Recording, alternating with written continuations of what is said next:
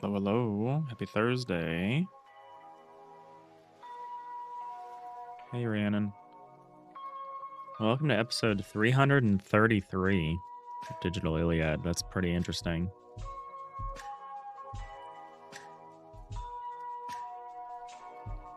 It's not like a,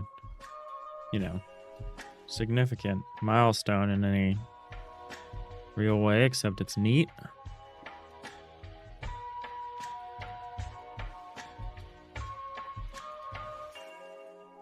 How's everyone doing? Got a little coffee left here. Not much, but what do you expect? It's what, like 11 o'clock?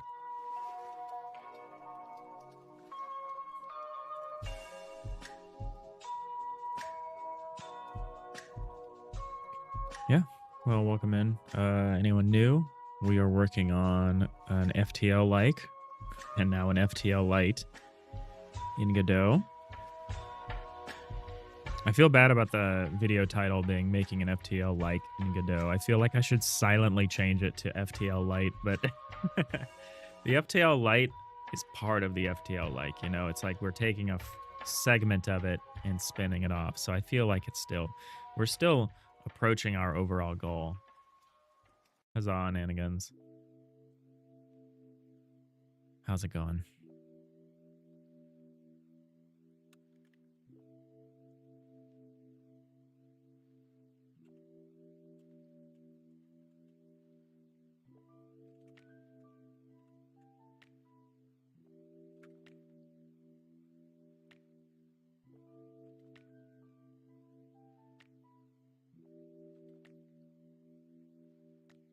When you say huzzah for Smite's Day, are you referring to the game? I feel like I've heard of this game a little bit. Making an FTL-ish. Yeah, I know, right?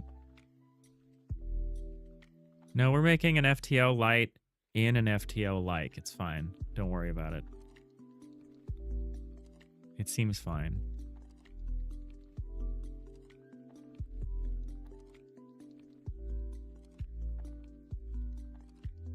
We are probably going to, from an administrative standpoint, probably close out this project file once I'm done splitting everything out into the standardized code sections, which are the commonly used stuff like the entity component system and stuff. And then we'll probably finish separating that out. And we'll probably build some new projects just to simplify the process of cleaning this project file up, which does not seem like it would be easy. And I'd probably rather just archive this version of it and make a new project file for Lo-Fi Flyby. But before we do that, what we've been rethinking yesterday and what we'll probably continue working on today is switching out our canvas item drawing approach. Well, I say switching out, modifying our canvas item drawing approach so that we're treating each compartment as a canvas item instead of what we're currently doing right now, which is a canvas item per Z layer, which is honestly probably better and probably what I should do in the long run. But I have my reasons. I have my reasons for attempting this per compartment drawing.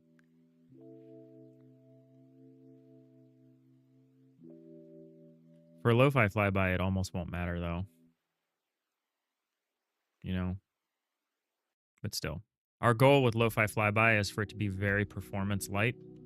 So very little performance draw on the computer because it is supposed to be a kind of desktop companion thing that's just kind of running in the background. And it's kind of funny. I'll run Rusty's and it'll noticeably slow down what's happening on my other monitor if I'm doing something too heavy in the background. And I want to avoid something like that if I can. Let's get the docs open. I feel like we're going to be using the docs today. Rhiannon, you're doing pretty good. You're tired. You got caught up trying to unsuccessfully debug a shader last night. I hate that. I hate that when you're debugging and you're ultimately unsuccessful. And you're like, well, what do I do? Do I just keep going? Or do I call it and try again tomorrow? Yeah, I stayed up a bit too late last night as well. Working on stuff.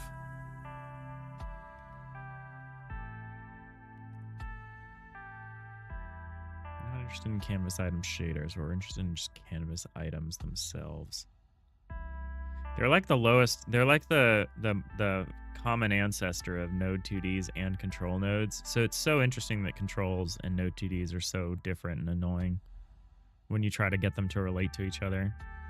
They have this wonderful common ancestor known as the canvas item, which is great.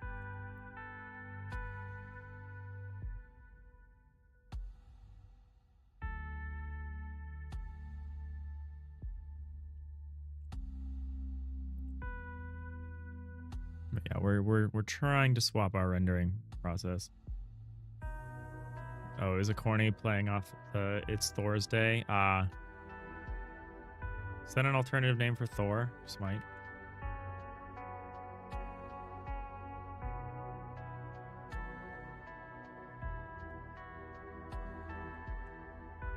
There is a Smite Thor.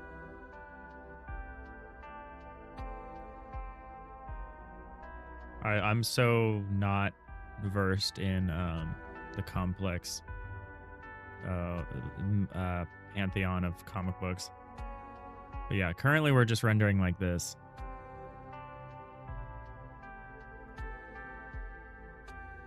Thor is cool though. In Valheim, on a dark and stormy night, you can sometimes see Thor. You can hear the crack of thunder, and you can see Thor fly across the sky. It's such a cool random thing that just happens. It makes you feel like the world is like bigger than it is. Love that. Thor is known for smiting things, true. I think most gods are known for that. Zeus liked a good smite, you know, back in his day. He was usually the Greek gods were usually very clever when they would smite people. It was never just, you know, let me hit you with a lightning bolt.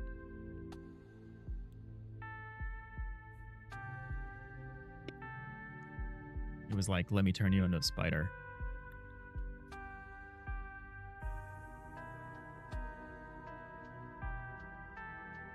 My favorite one is, I think, Tiresias. I think his name is Tiresias, the seer, who got asked a trick question by Hera and Zeus, and Hera did not like his answer to the question. So Hera struck, I think it was Tiresias, struck him blind, and Zeus was like, sorry, dog.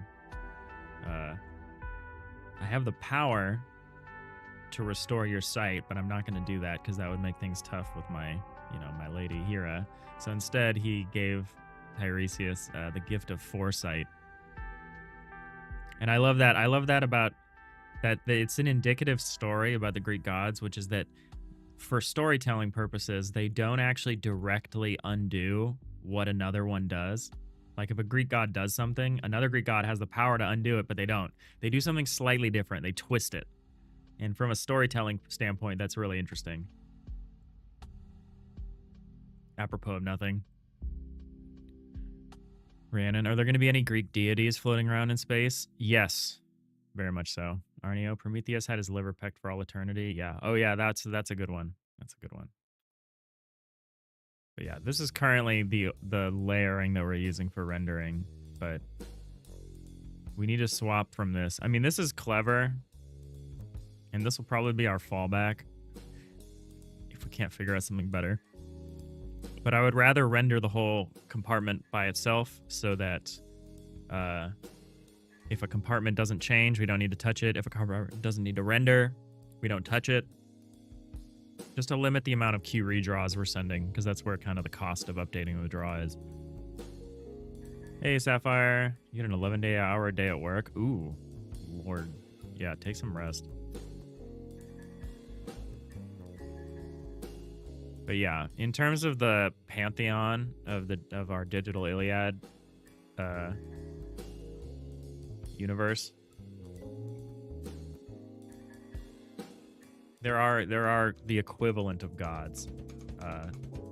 They are advanced, like virtual beings. They're like artificial beings. They're like AIs. But like in the big, you know, cosmic sense of it, in that they don't really have a corporeal form, but they have this immense power. That will be like the proper top level deities that, you know, you would be lucky if you never encountered, right? But I think it'll be likely that there will be favors and rivalries and punishments and all the different things. Because you occupy this kind of mid-tier because you're like a demigod.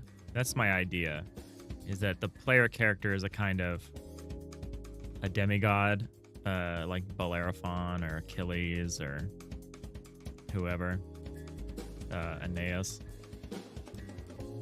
So you're like part of this, you know, cosmic entity, but you're also part human. And those people are going to appear like cyborgs or like machine human hybrid kind of things, of varying kinds. And then there will be regular old mortals too. But yeah, I want to blend the player as part of like the ship, as like a semi-embodied entity, but not in such a way that they can just run around. That's the idea. That's the top level idea of how like the kind of mythology is oriented. This will all be very unnoticeable in lo-fi flyby. Probably it's not gonna make an impact there, but in the larger game, I think you'll notice. I think it will impact the story a lot. You know. But it'd be cool because then like one run, maybe you like piss off Poseidon, but another run, you're like buds, and it like affects a lot of things. Could be interesting. So we're working on updating the canvas item drawing system. We've introduced the block rooms buffer into this system. We need to use it to do something now. What is it we need to do? Have I watched Pantheon? I have not. Pantheon. Animated series. Looks cool.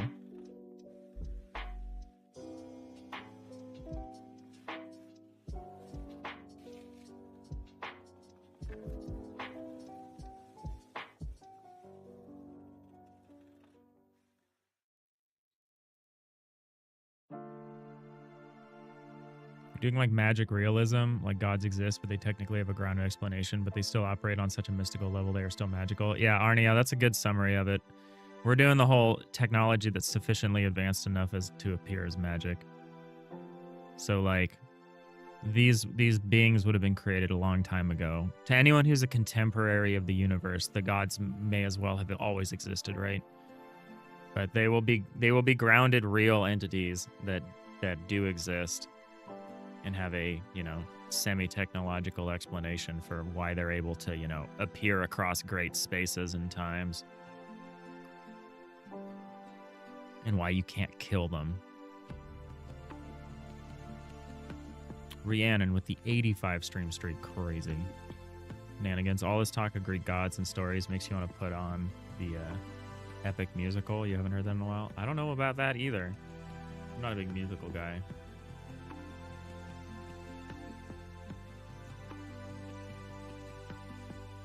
Is this Epic the Musical? Oh, what is this? This is the Odyssey? It's like a concept album? Whoa. That sounds cool.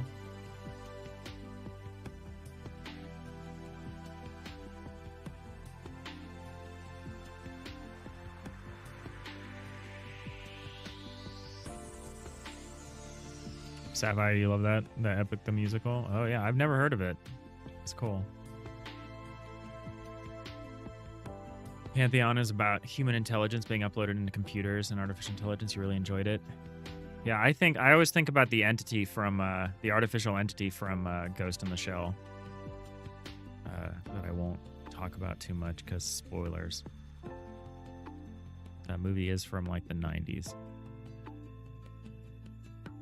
But everyone should watch it.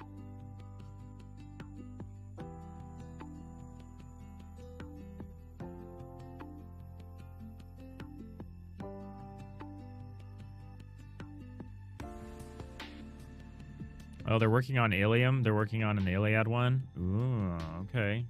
Keep an eye on that. for sure.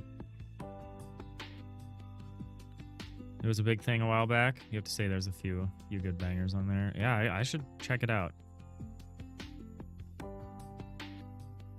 I'm not as big an Odyssey fan, but it's good. It's still a good story. If anything, it's the tighter story. It's a lot simpler, and I think it's more based on like an established genre than No Story, the Journey of Return. Whereas the Iliad is kind of unwieldy by comparison and more meandering. What am I trying to do here? So I'm trying to separate these draws into the compartments. There's like a philosophical problem we have to solve.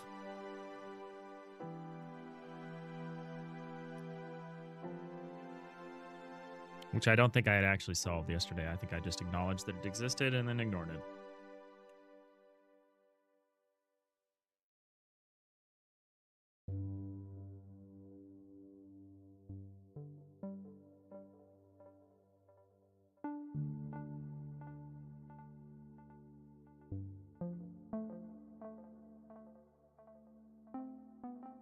You definitely check it out. You'd look for fan animatics. Oh, there's some animatics of it. Interesting.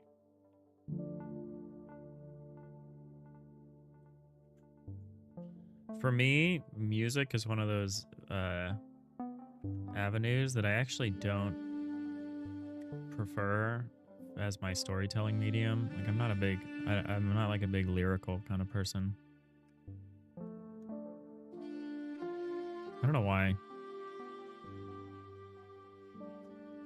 I mean, I like all the typical thing. Like, I mean, I know King Crimson, all their words were written, you know, all their lyrics were written by like, you know, a poet, like a beat poet. And it's all good stuff, but for some reason it doesn't really connect with me. So this is a bad example.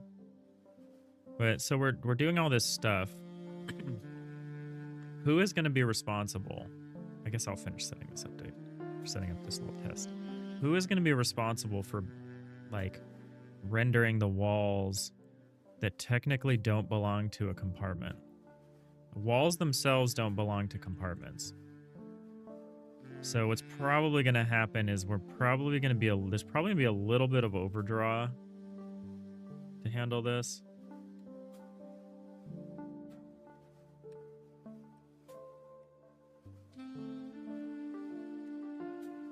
Probably what we're going to need.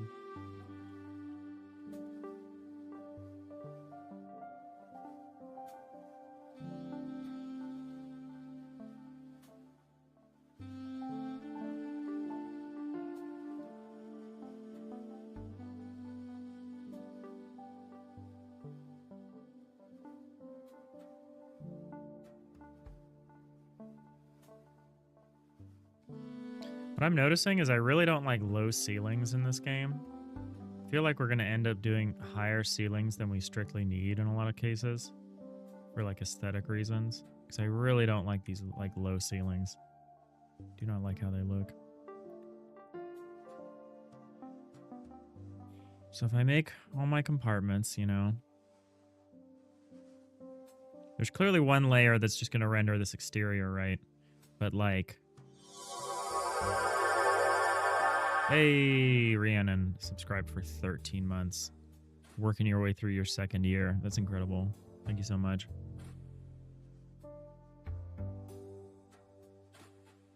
Rhiannon, you love your concept albums. You started really originally with Coheed and Cambria in the early 2000s. I liked the early albums. Actually, I won't say early albums. But when I started listening to Coheed and Cambria, they already had like 4 or 5 albums out, so I kind of got to take my pick. So I don't think I ever properly engaged with like the linear storytelling happening. I kind of understand the basics, which is it's kind of like a Herculean story. Like, you know, Hercules, spoilers, Hercules kills like his whole family. He gets like tricked into doing it. And that you know, launches his labors of Hercules, the 12 labors. And I see it's really anchored in that kind of a story. But yeah, beyond that.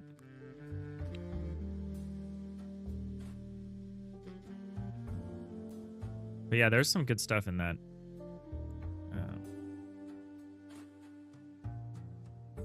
So here's my conundrum, which is like, whose responsibility are these walls, right? Who's responsible for rendering these walls?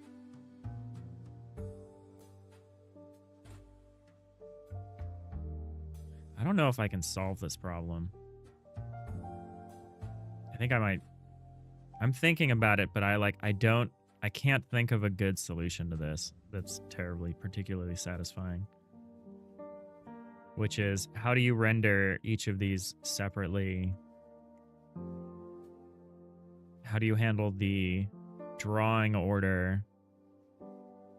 How do you avoid tons of overdraw?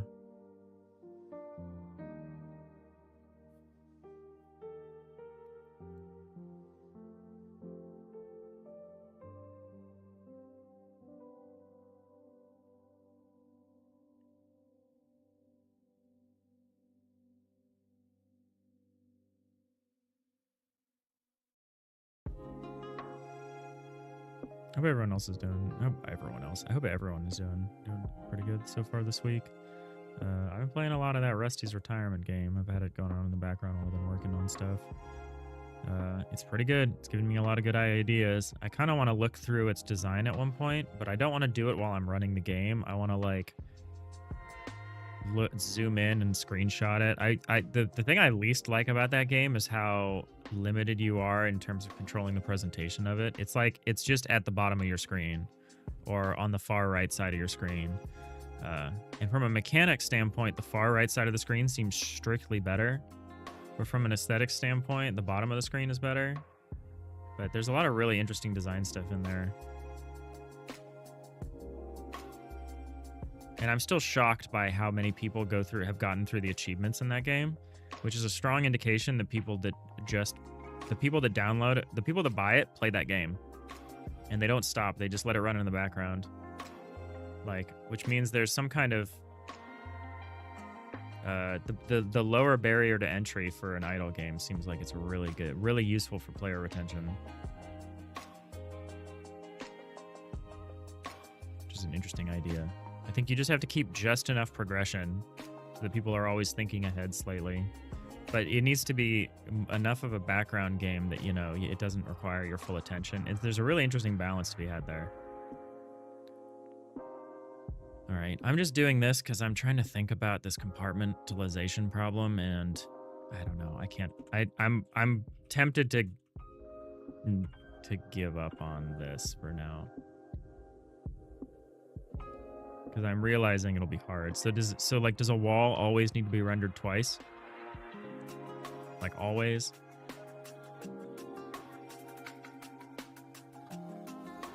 Like, I could do it per face, but then who's responsible for rendering these interstitial faces?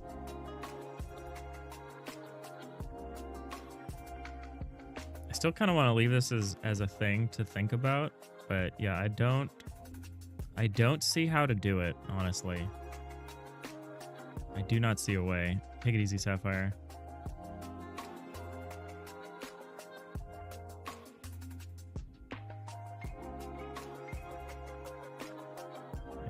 I don't see another way to do the rendering here. I think we'll just accept that the per Z layer is actually kind of fine, especially at the scale that Lo-Fi Flyby is going to run at.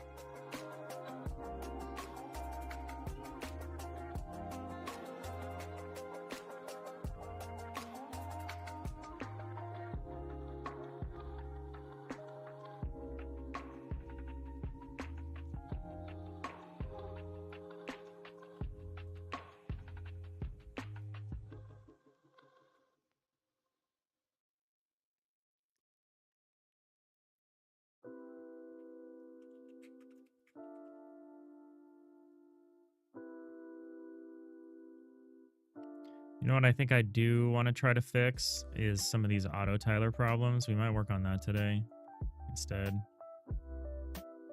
Yeah, like this one, I don't understand what's going on here.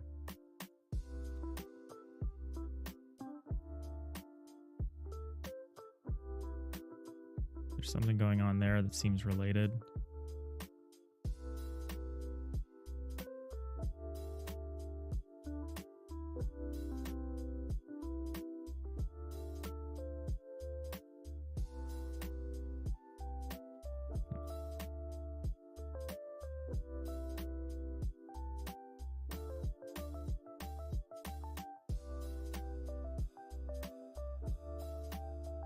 Yeah, there's some weird stuff here with the overlay too.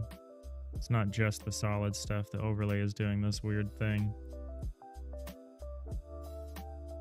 Yeah, let's work on that. That seems like an easy thing to work on. I want to tie up a lot of these loose ends in terms of the editor and the renderer and like some of the basic underlying tech. The nice thing about the drawing per z index is we can always switch to that later, and there's no real consequences to doing that.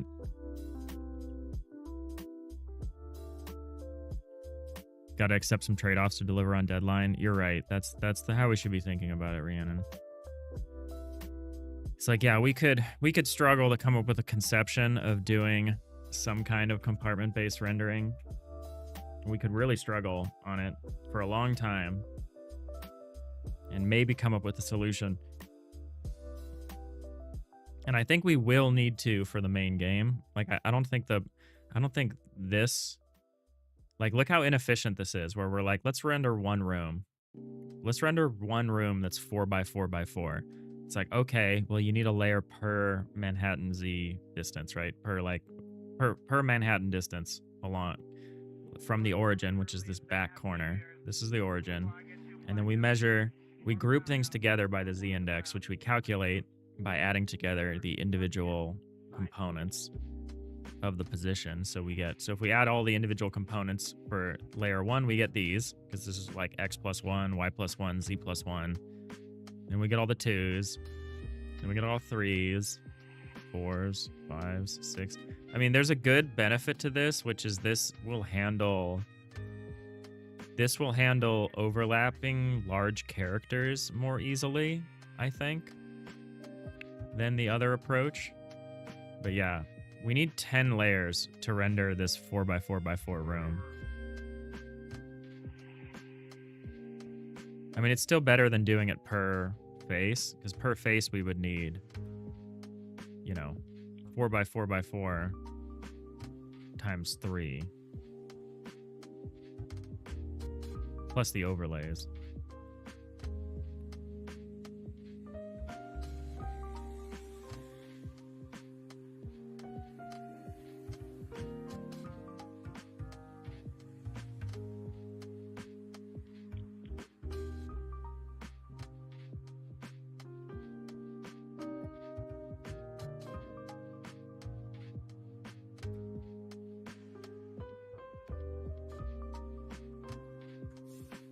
Punting on it gives it like 1 to 2 years to think about. That's also a good point.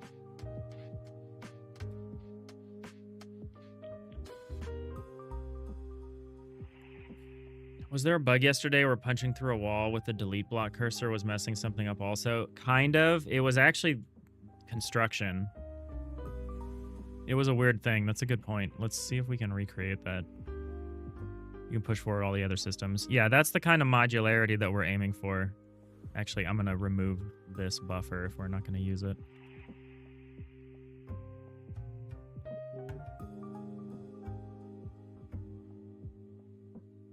Greedy meshing for the win. Yeah, kind of.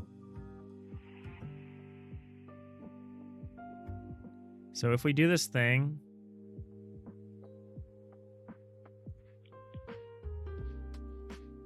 So this messes up the compartmentalization system. So, and I think it's something we can live with, because I think it's something that only is noticeable during edit time.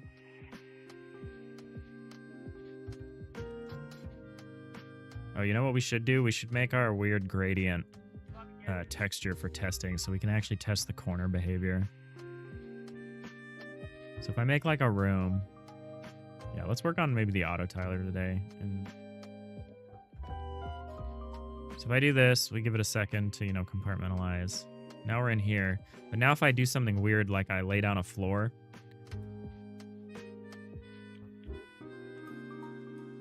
and then I erase the floor. Yeah, for the moment that I click erase, it flickers because it catches me. Oh, there isn't enough time for the flood filling system to recalculate And for that brief moment when it's figuring it out, actually that doesn't make sense. I think it's for the brief moment that it takes the cutaway system to catch up. It can't figure out where we are. And it only really happens when we add an extra floor into a room and then delete it. And it only happens for a second. So it's one of those things where it's like, we're probably just going to live with this. For now, at least, you know. Until we have a tighter system or operation. Catches up eventually. No, yeah, and it's only during edit time, so it's very much not a showstopper. But yeah, I want to fix some of these edge and corner issues that you'll see. Like, can I actually get them to appear? I can't really. Not like that. It's really hard to see the issue I'm having, but mainly because it's against the dark backdrop. But yeah, let's make a new texture.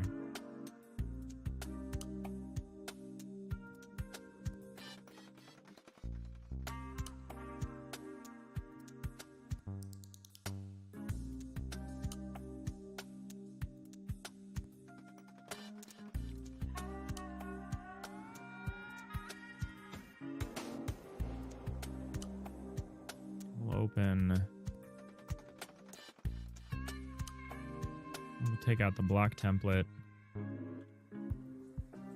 And what I want is like a gradient.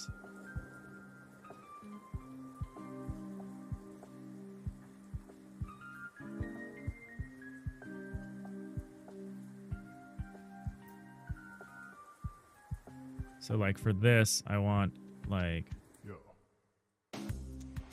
this color, and I want it to get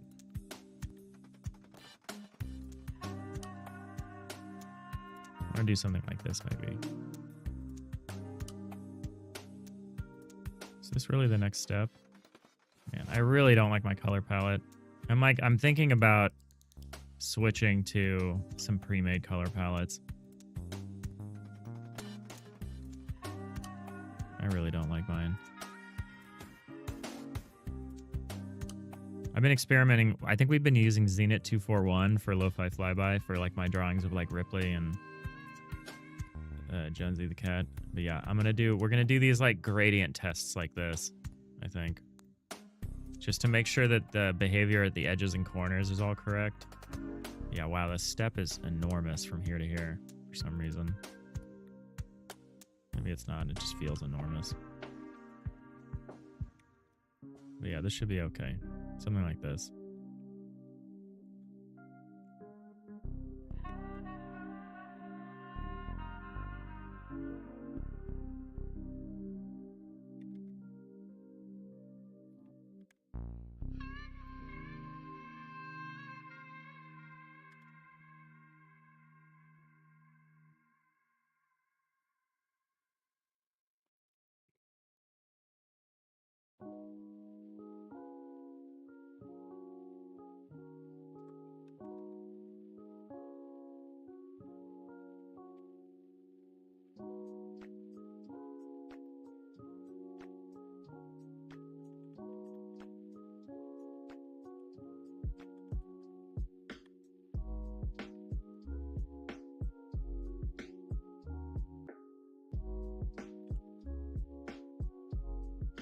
I'm kind of tired today, so I don't mind an activity like this.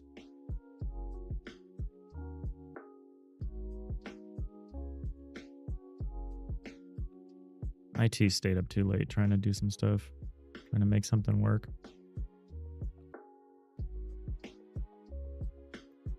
Yeah, stuff like this. And use this because it's really hard to tell if the cornering behavior is what you want, because it's just one pixel and there's so many reasons why it might be obscured and you can't really tell how it's behaving. So I want to make this little gradient texture so that we can actually see very concretely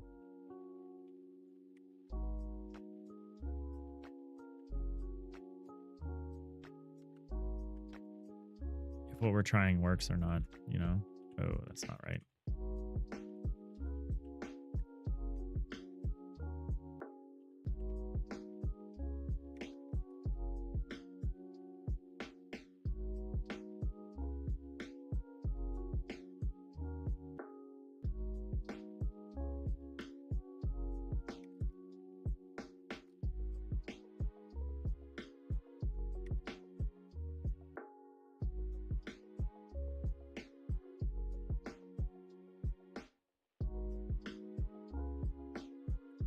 Actually don't know how some of these more complicated ones are supposed to work, but you know, we're going to figure it out. So like this one should be like this. If we've got a corner, it should look like this. I think the corner is going to overwrite the sides because otherwise this will just look weird. So like this is what a corner piece would look like. The problem is maybe we also do like this. This isn't going to work. You won't be able to tell, will you? Oh, maybe you will.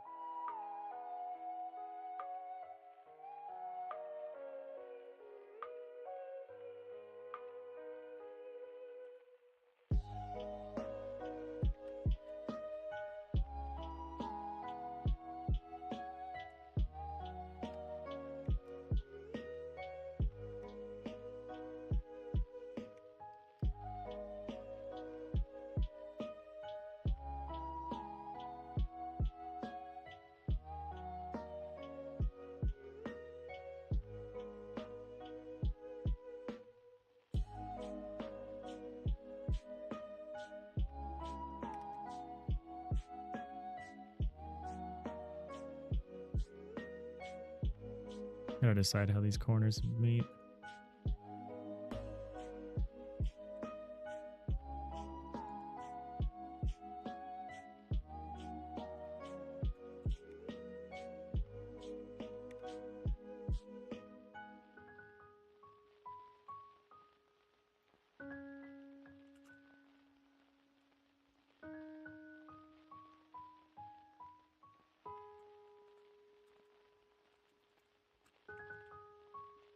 So like here's a corner.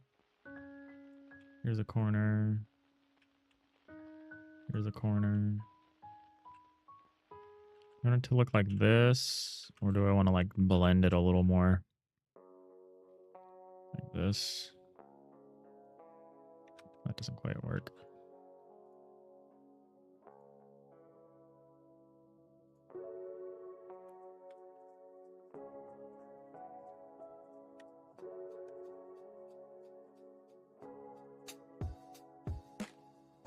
I guess that's fine. It's like super obvious what's happening, which I think is good for debugging. This is supposed to be like a debugger thing. It's not supposed to look super slick, but I do like slick. So I would like for it to look slick.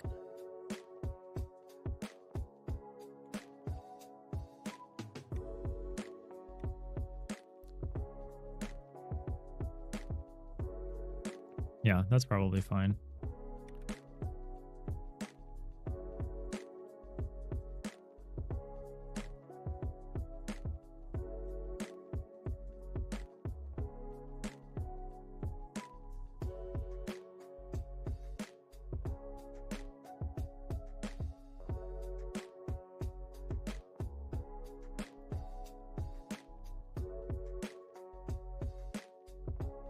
You know, actually, all I really wanted to test were the corners anyway, so maybe we skip everything else and just show the corners. Hey, Rimas, how's it going? That would probably look more coherent anyway. Yeah, let's do that. Oh, have I just been changing the block template? Well, that's no good. Let's save as. We're going to say corner blocks.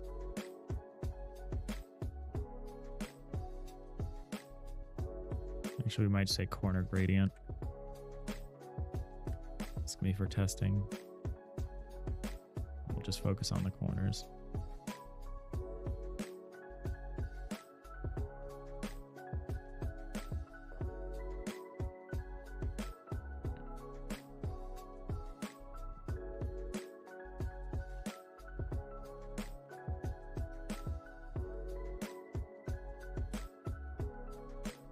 I kind of want to do this for each.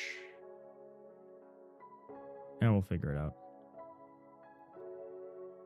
Kind of want to do it for each material. How are you doing, Rimas? Kind of want to do it for each of these, you know?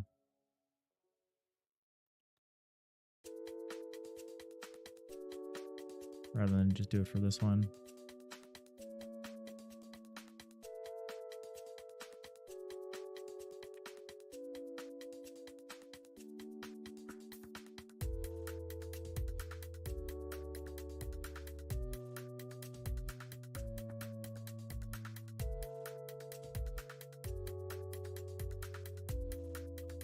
So it could be like this.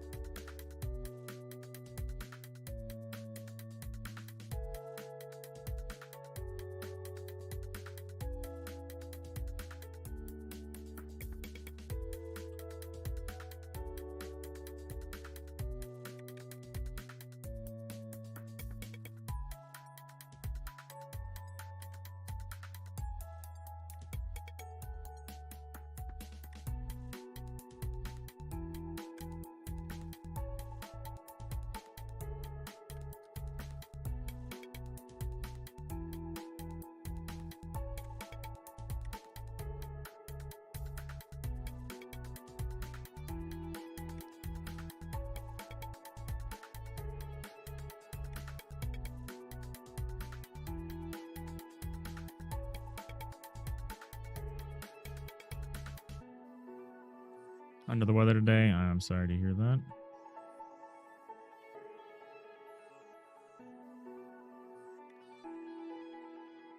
Take it easy.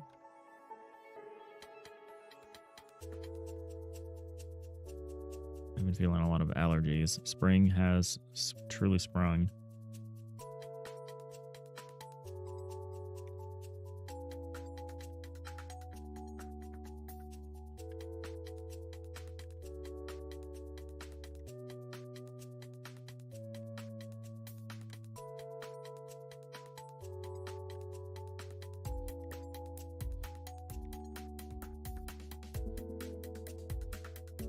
The reason I'm doing this is because there are auto tiling rules that I've put in place just for managing these individual these little dots on the corners. And my concern is that while it looks okay when your only concern is the dot, I'm concerned that it looks weird when it's like a texture. Because the corner represents like that, you know, there's another, that the catty corner tile is a different material. And so there needs to be this transition.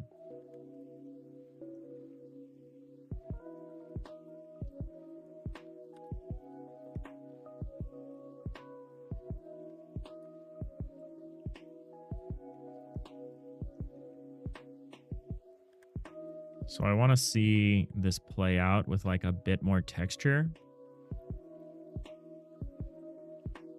It'll also make it easier to see on stream what we're looking at. And this shouldn't take very long.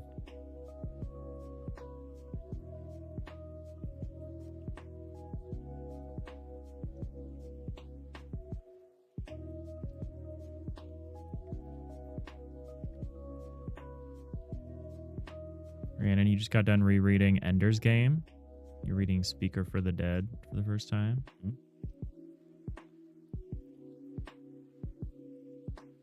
I like the Ender Game story. Ender's Game story.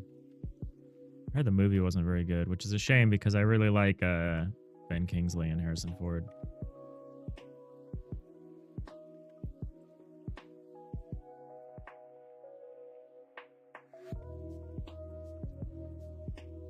Hey, Nix. How's it going? Thank you for the hydrate. Let me see if I have any coffee left.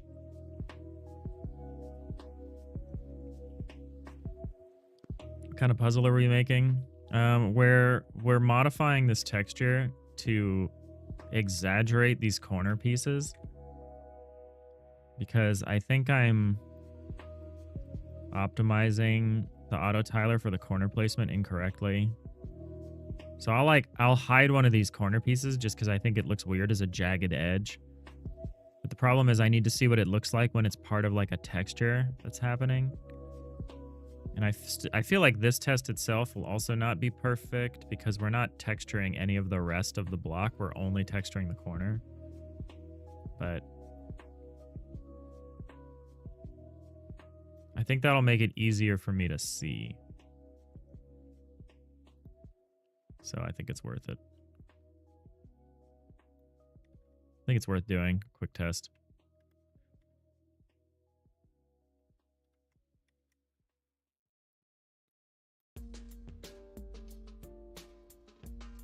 You're complicated.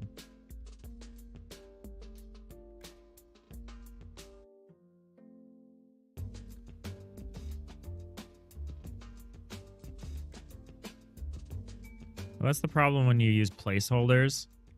Sometimes you optimize for the placeholder.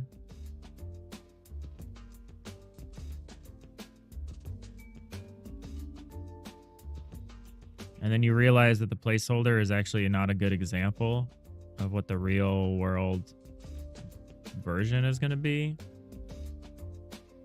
Can I just copy all of this over? Why can't I get the whole thing? What's going on with the grid here? Oh, weird. 16. All right.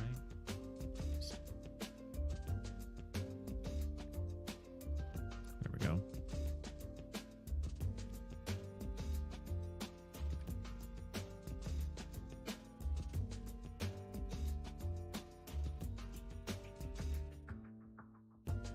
What happened? Oh, I can't do these like this. I have to do them one at a time. That's that maybe makes it not worth it, but maybe it is. I just need to activate the grid snap. That's what I need to do.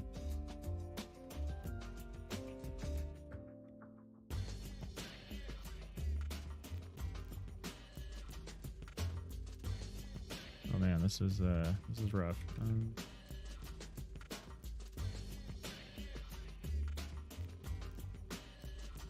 I don't think it's worth doing it this way.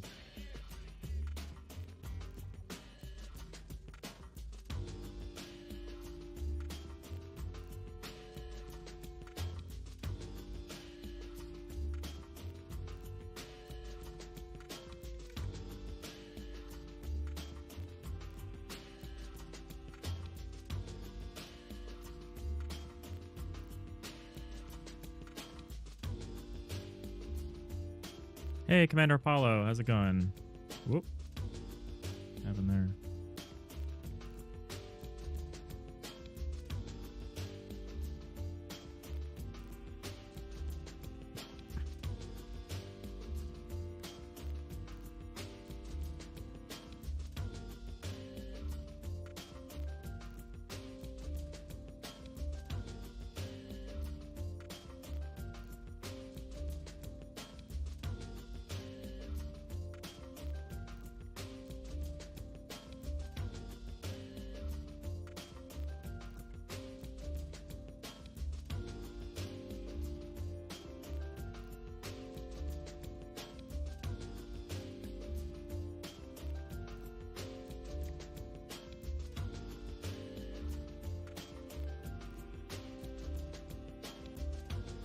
You good? You just finished making some mac and cheese? Ooh, I do love me a mac and cheese.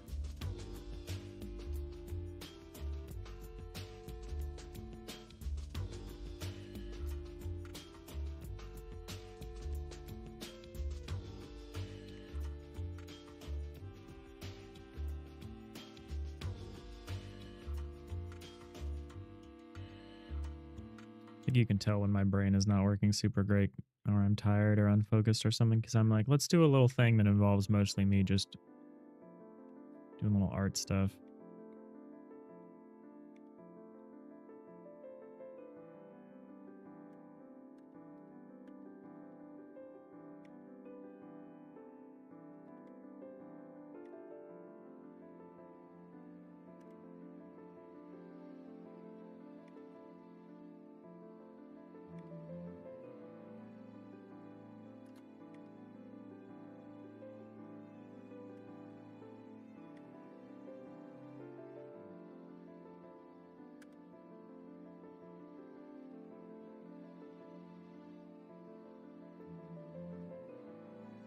How's everyone's projects going?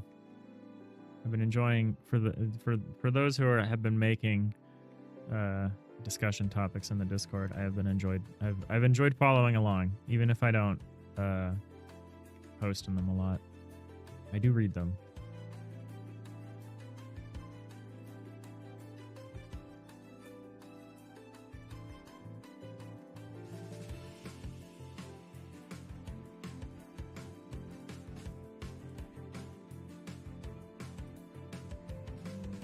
But I'm proud of us today.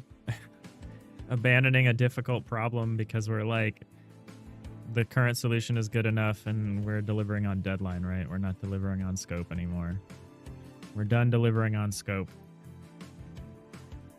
We'll get back to that later. How is this one purple? I wonder if that's always been in there.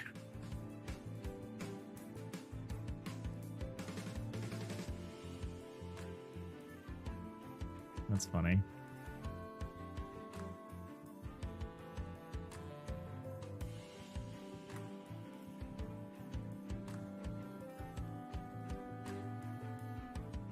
Yeah, that's something that's especially difficult for me to do. To say, this system doesn't work the way I want it to, but it's kind of good enough and I have other things to do.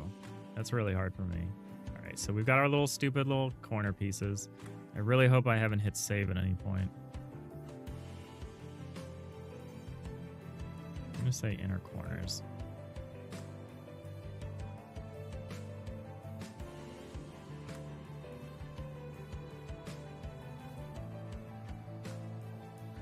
If I open the inner block one, it's not going to be messed up, is it? Oh, okay, good. So now what we can do is we can make the other ones much more easily.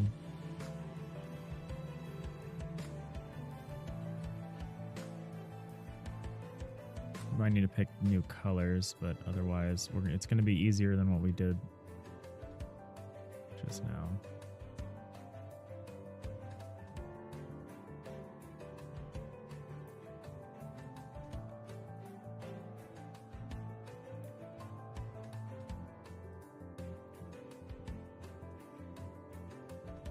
That's darker.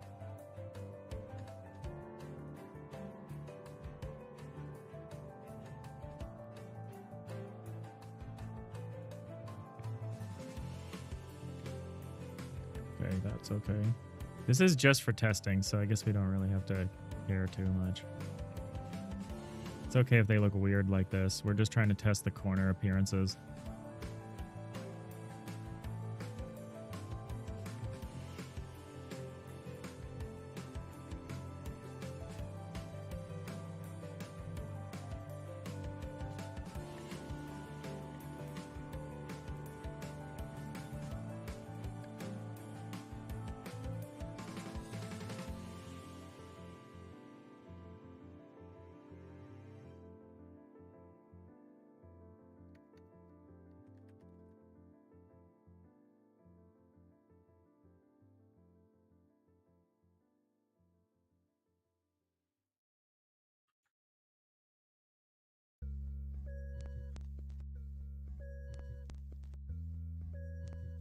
Brandon, you watched one of those Dome Keeper multiplayer videos? Not sure Godot Fest or Godot Con. Yeah, I don't either. Lots of good. Yeah, it was a good talk. I was at the Godot Con one. It was really interesting. Godot really helps you out, make something like that happen. The multiplayer authority, whatever you want to call it. Very hopeful.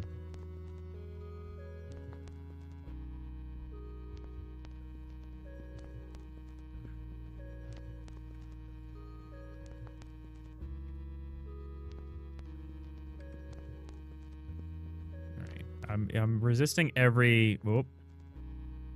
I just closed my Twitch tab. Let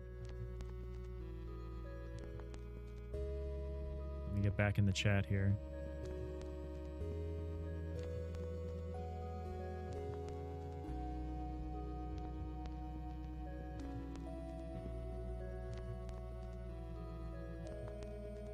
You think the tip about using the GUIDs to seed random numbers for nodes is a good tip? It's interesting.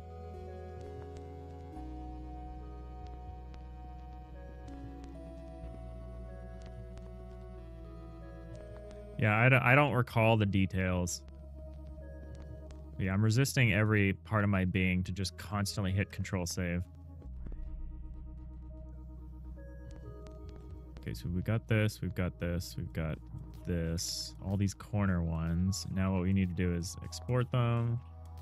and then swap them into the tile set.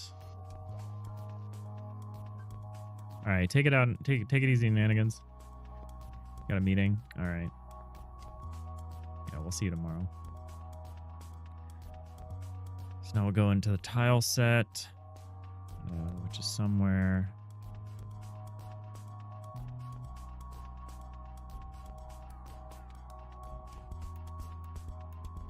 All default? Is it this one? No.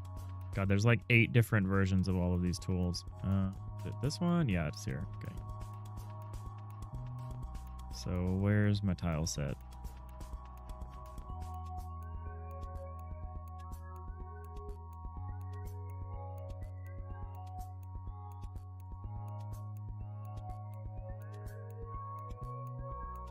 I like literally can't find it. Where is it?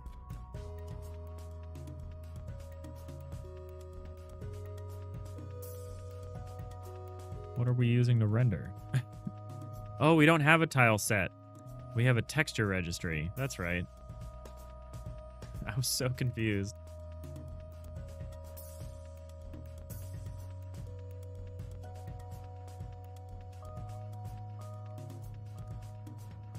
So we'll just use these. We'll swap in the corner UIDs. Actually, how do I know what the UID is here? I guess I just drag over with control. Okay, yeah, that's how it is.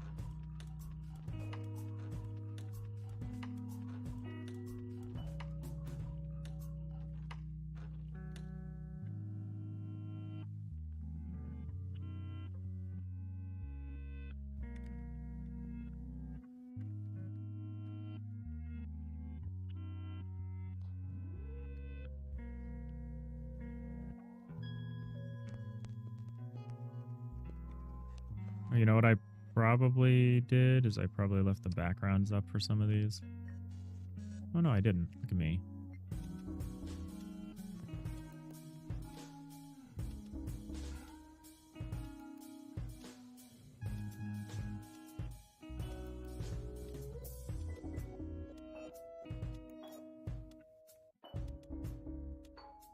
You're so informative, Brianna Journey. Appreciate you keeping people up to date. When I miss Nix's well-intentioned questions.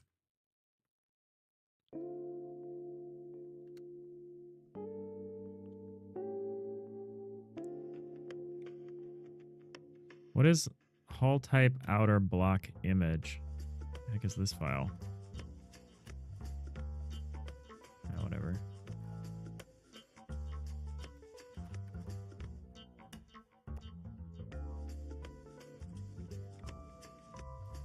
All right, now we got them all using those sweet little UIDs here, which I think is neat. I don't usually use them. So now we have our different textures. Coming out of ads here in a second, so let's just test this. Random. The idea was that instead of the host generating random numbers and sending them down to everybody, just use the node IDs that are going to be the same. Yeah, that must be the UIDs. There's also some talk about byte and bit packing, which your eyes always glaze over when that is happening. I get too into byte and bit packing.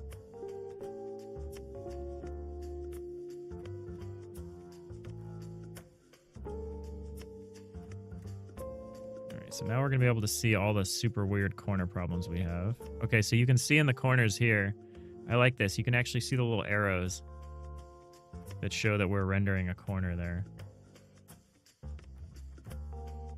I think that's quite useful, especially for trying to show on the stream what's happening. Like here's some more corners.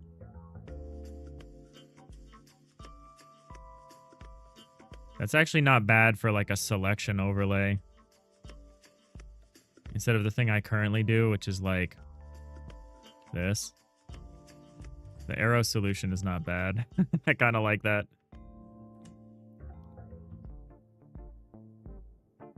It looks pretty slick. Maybe we switch to something like that.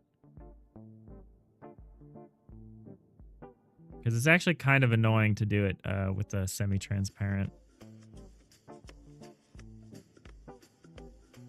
It looks clean. Yeah, I think it's better than this sort of thing. But I think when you're selecting an area like this is better.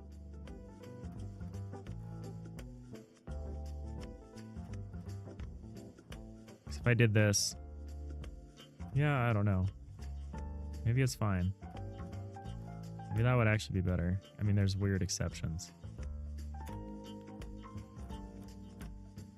I think in principle, I kind of don't hate it. It does mean neighbors are responsible for the selection thing, which is not the best, but maybe it is. Maybe it is kind of the best.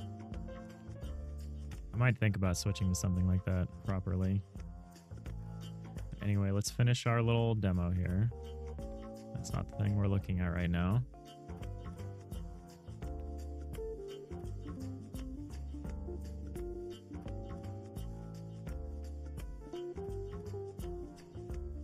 So there's a few weird things that happen. Yeah, this. You see those rows of them on the side. That shouldn't be there. What's really weird is that it behaves differently on this side than that side. I thought that was the case, but I couldn't quite see it because the feedback was too little. Similarly, if we do one of these, and we do like this, something weird happens.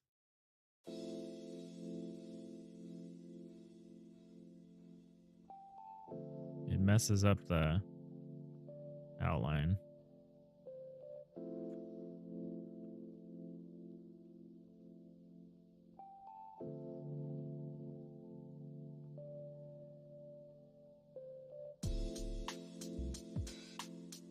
Oh, it's here too.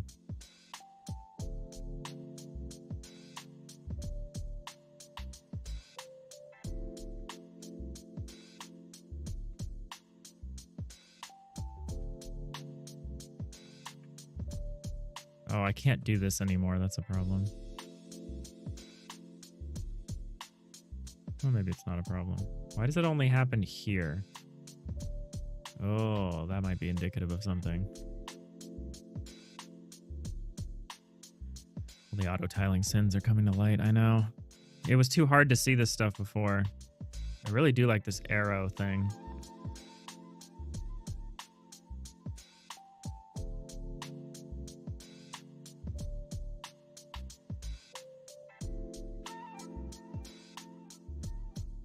I'd have to figure out how I wanted to do that.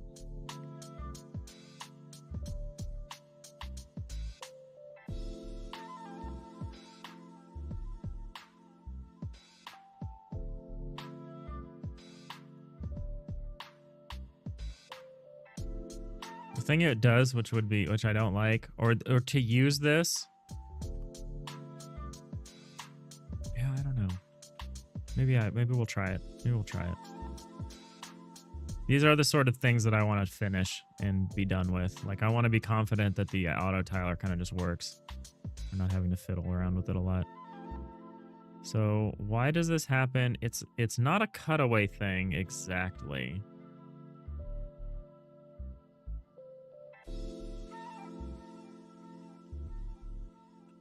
But it's not either because my cursor affects it.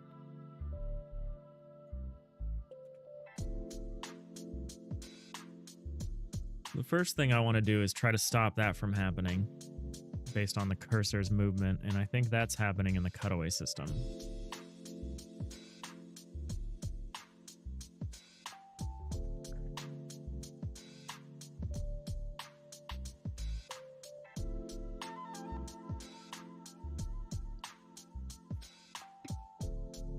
Man, viewership is always bad when when I have Aseprite open. It's funny. People want to see me in the IDE in the engine. Nobody seems interested in the other stuff, which is fine. I like working on the visual stuff off stream.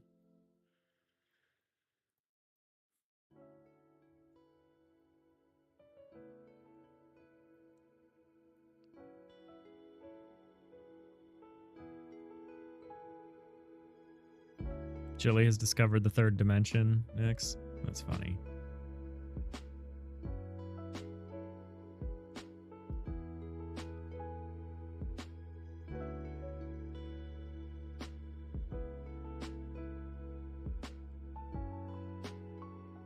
Remind me, we'll do a little Chili break on the next ad break.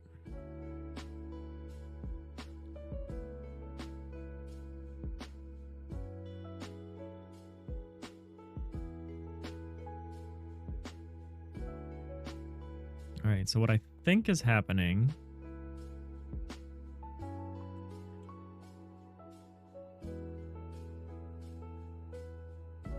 so cut away interior blocks by bounding box. Does this happen only on the interior or also the exterior?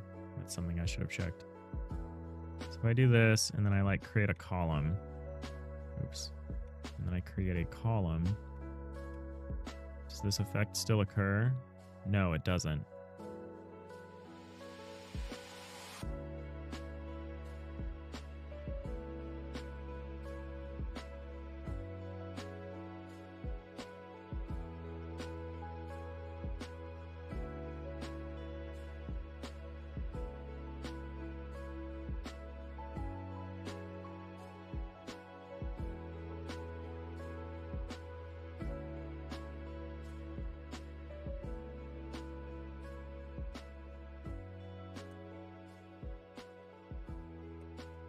We're all traveling through the fourth dimension, Brianna. Always, inexorably.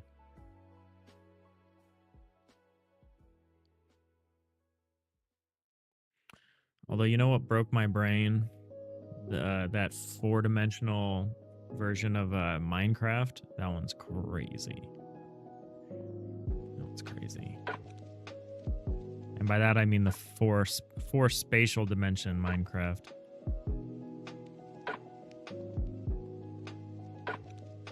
Where you can turn your view in the same way that you can turn in like these dimensions, you can also turn in that fourth dimension. And oh, it's so weird. So crazy. That's the kind of math that just destroys me. So it's only happening during the interior cutaway. So what are we doing here? We're adding a cutaway marker. Excuse me. Oh, or this and this. I have this broken up wrong. We need more parentheses.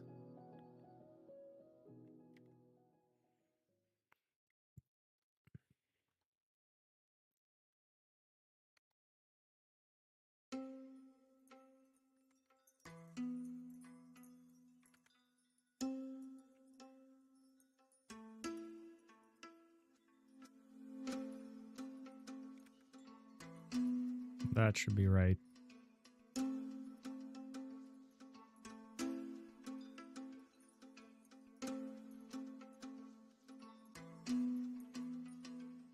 Yeah, a fourth spatial dimension would be so crazy.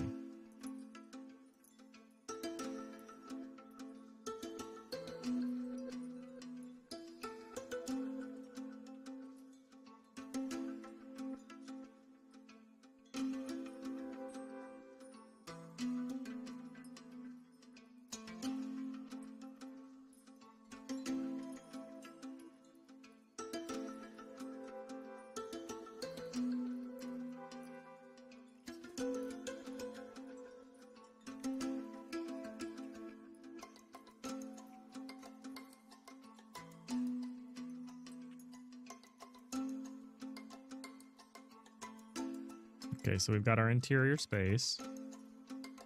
There's nothing, we haven't fixed these edges yet. However, what I think we did fix was the pillar problem.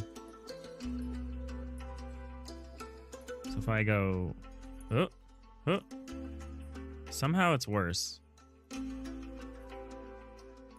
Somehow it's now worse.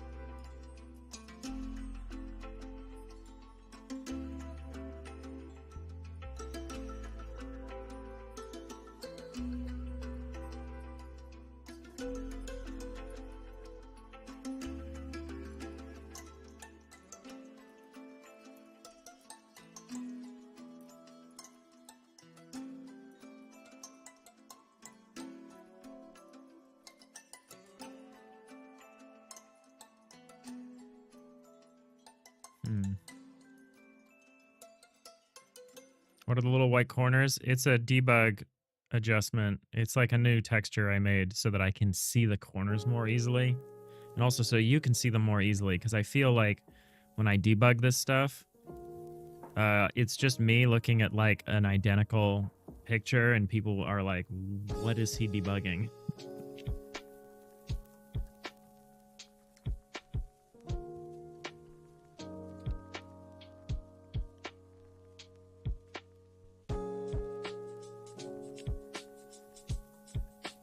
All right, good luck. Good luck, Commander, on your mission.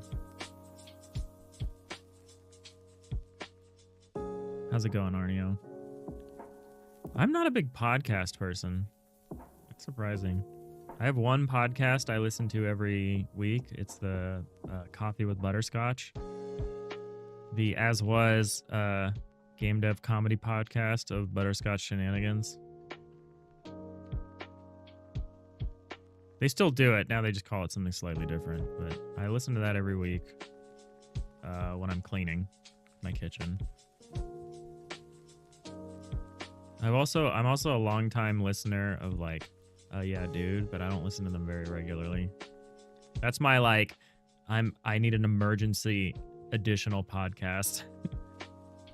But I don't have a lot of game dev podcasts. So if anyone has good game dev podcast recommendations, especially ones from like solo developers or small studios, where they actually talk about doing the game dev and aren't just like, because I used to listen to like The Secret Lives of Games.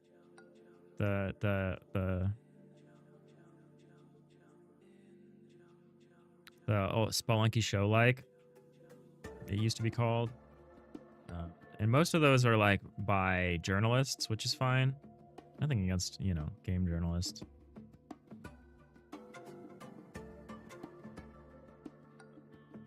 Nix, you actively try to avoid podcasts. What does that mean? Does that mean like, are they like accosting you on the street and you have to like cross the street to avoid them? That's funny. Rhiannon, you like audio drama podcasts and audiobooks or music? Sometimes you listen to Javid X9 videos while you drive. Oh, I don't know who that is. Oh yeah, YouTube channels, YouTube, there's some YouTube, long form YouTube videos that I could probably listen to like a podcast. I don't, but I probably could. I'll listen to some interviews. There's some interviews series that I like, as opposed to, you know, roundtable weekly podcasts or whatever.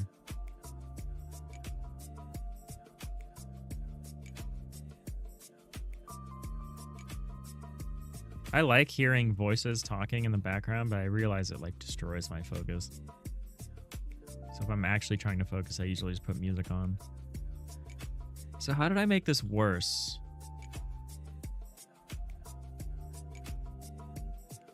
And blockholes.contains block coords. And blockholes.contains block coords.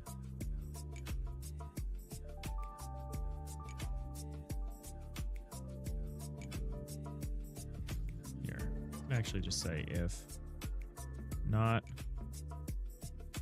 blockholes.has. Is contains different than has? Contains. Oh, contains is a boundary check. I don't know how my own code works. Has blocked coords. That is confusing. So if it doesn't have the block coords, we can just continue.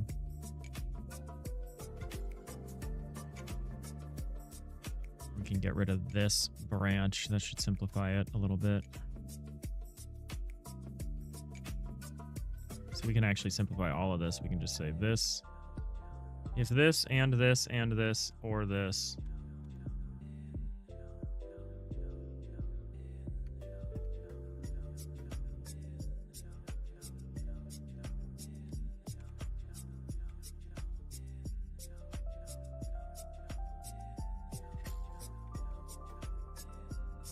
Okay, so room bounds is a correct. Okay, so the bounds want to ask whether something is contained. But if it's not a bound, if it's a bit mask, we need to ask if it has this thing. That should fix it. That should fix it.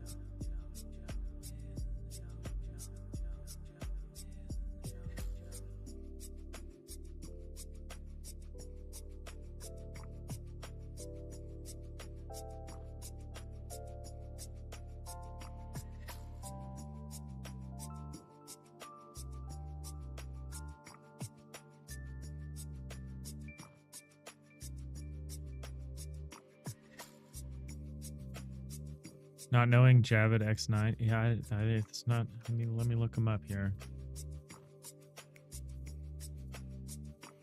Oh, I've seen this face. I've seen this face. I've watched some of their videos.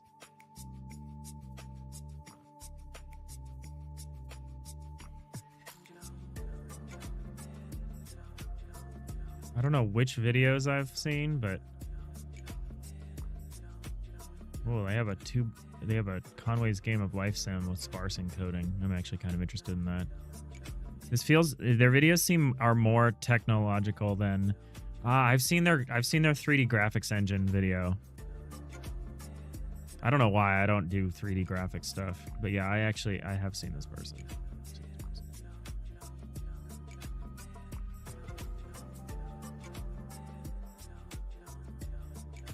Your taste ruined. That's so funny. Rhiannon, you have to have some sort of audio playing at almost all times. Nix, if you listen to something, you gotta watch it too. Yeah.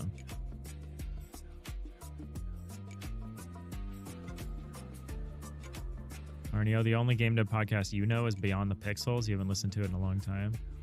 I haven't heard of that one. Beyond the Pixels. Reinventing retro gaming for a new era. Is this? Oh no, this is different, I think. I want the YouTube channel. Maybe, maybe not. They're doing like retro gaming stuff.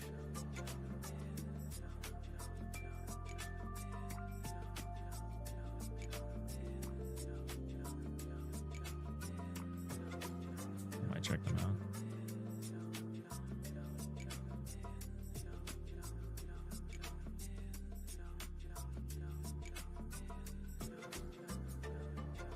Arneo, you once listened to a 99% Invisible episode on the history of the American Postal Service while delivering post. Some of the most surreal days and surreally pleasant days of your life. That's funny. All right, well, I guess I'll keep looking for Game Dev podcasts. That said, again, I don't actually need that many. I need like 1 or 2 a week just so I have something to listen to when I'm like doing the dishes or whatever.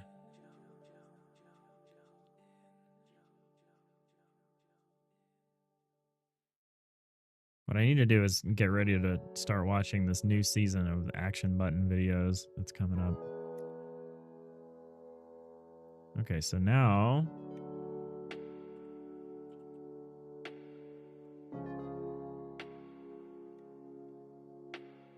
okay, we got it. We got oh, we got it all.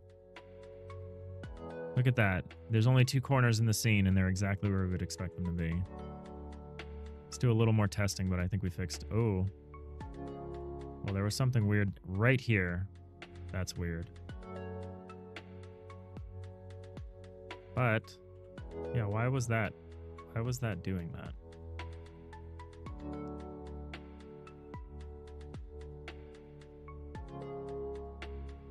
So right when it hits the wall like this, it freaks out. You can't tell exactly because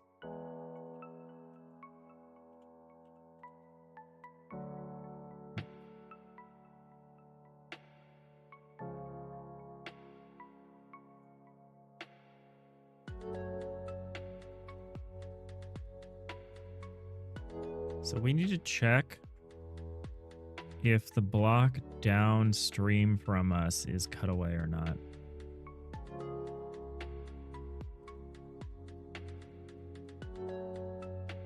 We're removing an edge when it is this. This is a problem, whatever's causing this.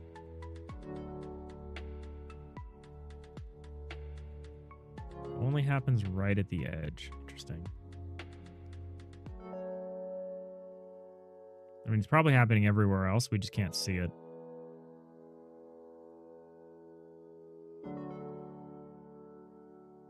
Whoa, what's going on here? Oh, I see.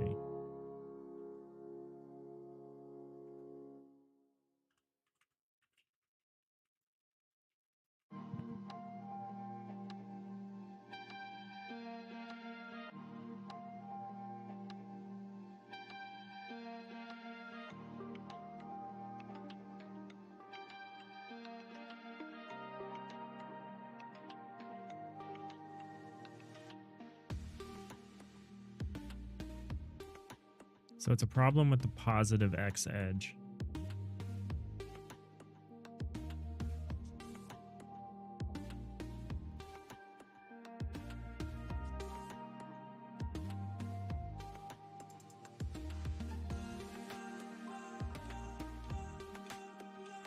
All right. Well, I think the cutaway system's fixed. Now we just need to work on the auto tiling a little bit. What are these action button videos you speak of? Oh, have you never seen action button videos? They're really long.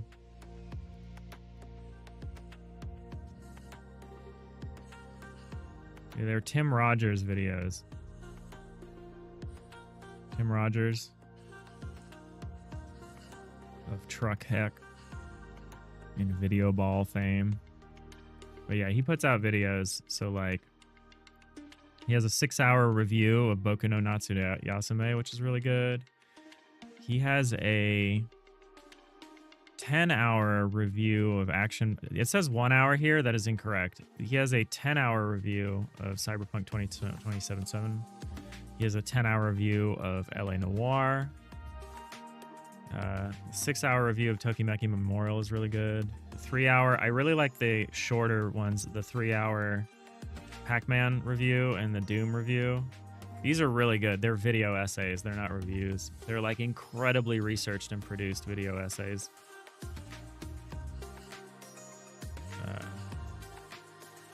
They're really interesting. And he's got a new series. The latest one was the LA Noire one, but there's some more coming out. There's some more Final Fantasy VII ones coming out, I think. But yeah, these are really good.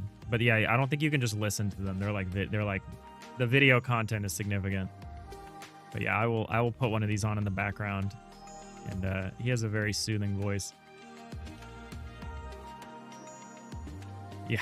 Okay, well, you're in for a treat. I'll see you in a month when you emerge from watching all the action button videos.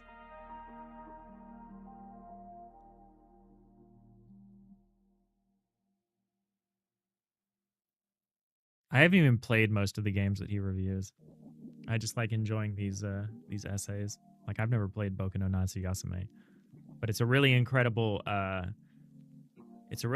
window into like a lot of the cultural context around how a game was made and what it was about and how it affects the people who played it, and it's really hard to describe. One of those kind of incredible synthesis where you encounter something and it feels like it's the synthesis of so many different things that you didn't know could be combined together. But yeah, start small. Start with like the Pac-Man video or the Doom video, and then work your way up through like The Last of Us or Final Fantasy VII or something, and then work your way up to Cyberpunk and LA Noire.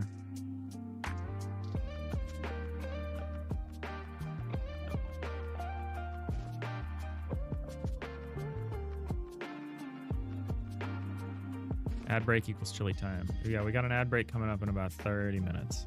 I will try not to forget.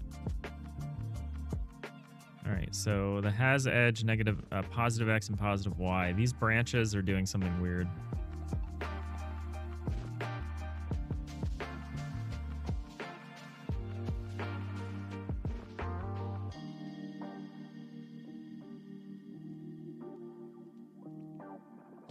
I have such a hard time reading these auto tiling rules. They're really simple compared to what we used to have.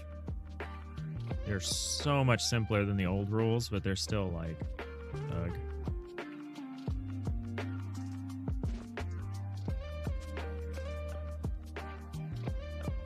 We also need to move away from using member variables like this. Maybe.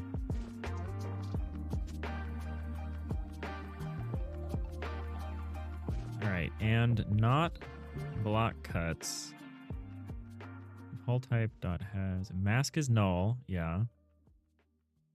And if block cuts, and if not block cuts dot has xyz plus vector 3i dot xy, that's not sufficient. That by itself does not seem to be sufficient.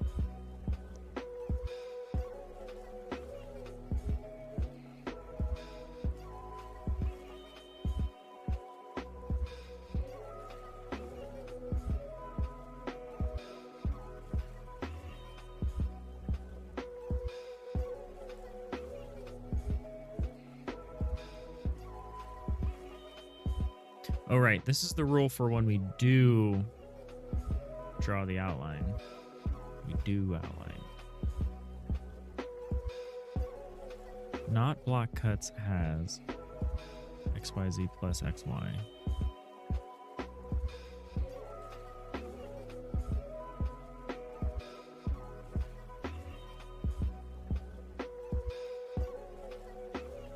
So it's actually looking at the diagonal block for its Q here.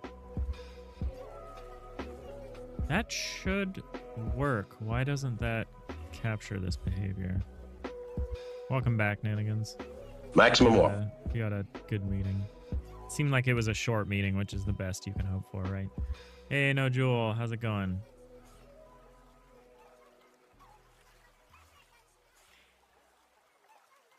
Did you get your talk accepted at Godot Fest? Or not Godot Fest, GodotCon Amsterdam. Is No Jewel heading to GodotCon Amsterdam?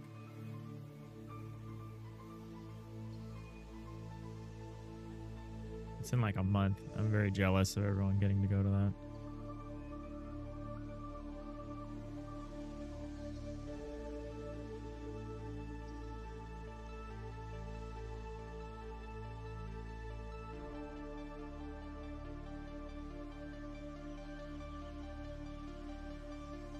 Or are you at least, are you going to participate in that Up for More segment of Down to Jam?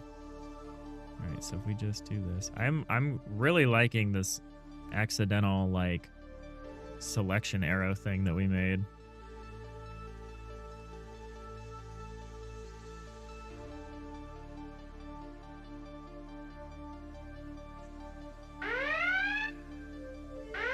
Oh my glob.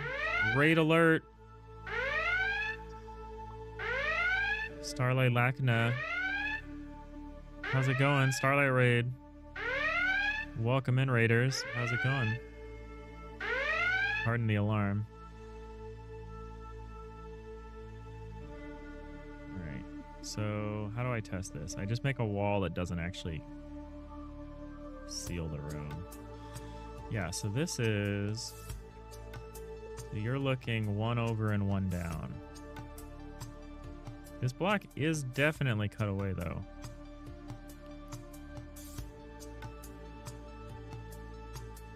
How's it going? How was the stream? How have you been doing? We're debugging some issues with our auto tiler here. There's a weird thing that happens when you got a wall that runs up against a cutaway wall.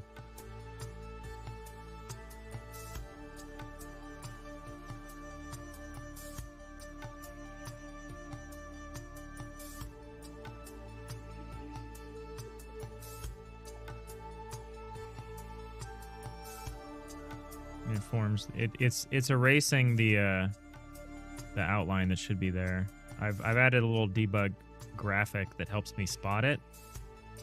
It draws the corners in an interesting way, so you can see the corners up here where they should be. But something's happening along this wall where none of the edges are being drawn, only corners are being drawn, which is weird. And so what it is doing is it looks here and it says, let me look one over and one down.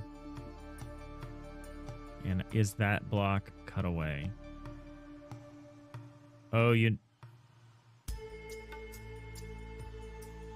But it is. But it is cut away, though.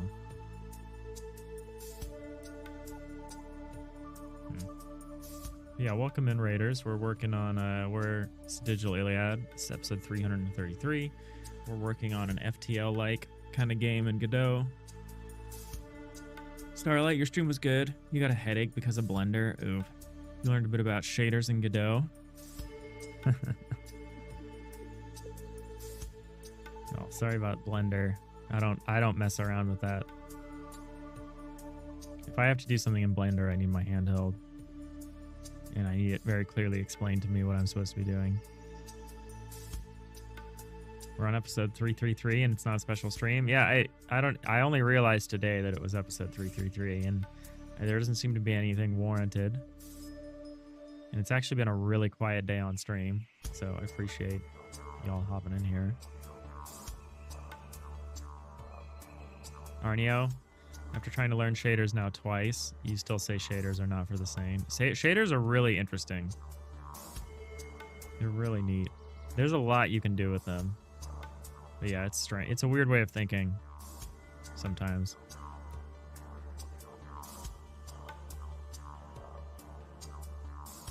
I do like a good shader, though. That's part of the reason why I wanted compartment-based rendering. Because then we could do some really interesting shader stuff in the individual compartments.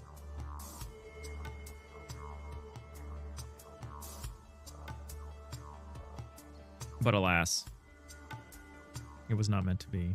All right, so we pass on the block cuts. We pass on the hull key.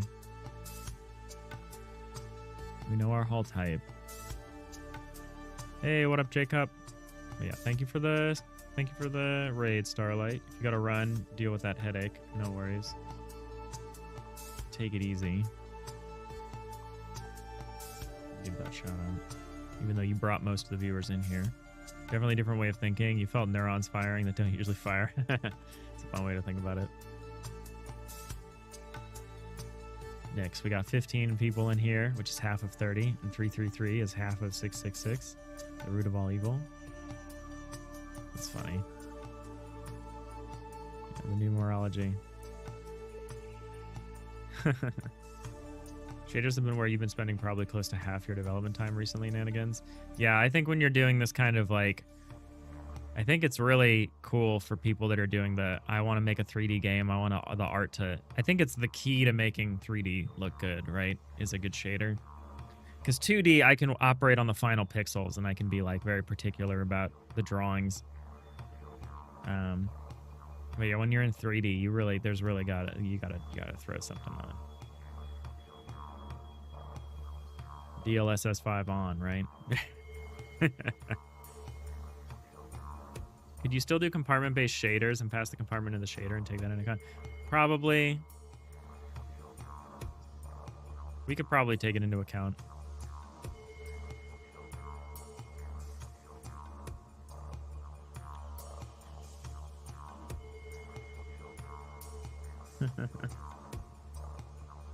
Nanigans, you went from shaders for textures on your blocks to now doing GLSL for compositors to get your pixel art effects. Yeah, I'm really excited to see. I would love to see some of the pixel effects that you've got going. Mildly making me regret doing all my stuff in 2D. I mean, I wouldn't be able to make the 3D art anyway, so this is the way, but cool. You doing the compartment-based rendering today? I don't know. I think I've given up on it. I have to figure out how I would handle shared things like walls. And I'd have to handle complex compartments, like ones that aren't just simple rectilinear like structures, ones that are like if you have a C-shaped compartment that wraps another compartment, or you have a circular like hallway and inside there's another compartment. There's a lot of complexity to handling compartment based. I'm just like, I've kind of our Z indexed canvas items just work. and they're really robust, and I'm realizing that really robust is pretty good. So yeah, I'm putting a pin in it. I'm putting a pin in it. We're still trying to shift gears from, you know, delivering on scope to delivering on deadline. And I'm having a hard time getting myself into that mindset, but I'm working on it. I'm working on it. This coffee is almost certainly room temperature, but I'm going to try it out of desperation. Oh yeah, lukewarm. Slightly better than room temperature. Switch to water, I guess.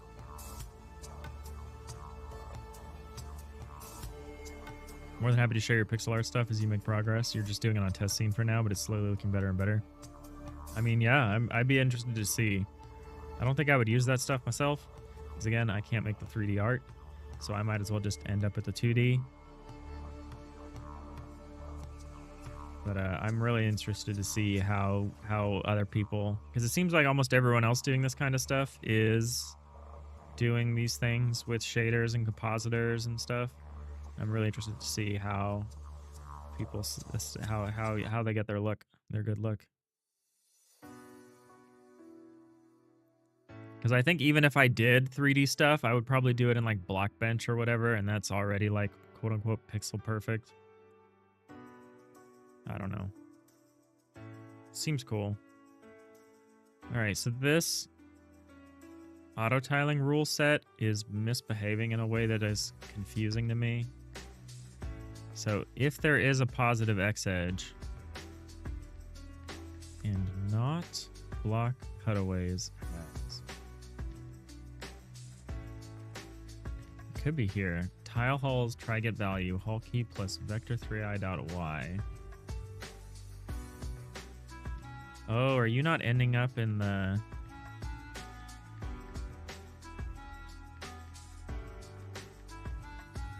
So if there is no hull down range of you, and we're not cutting away. Oh, not cutting away. That's wrong, isn't it?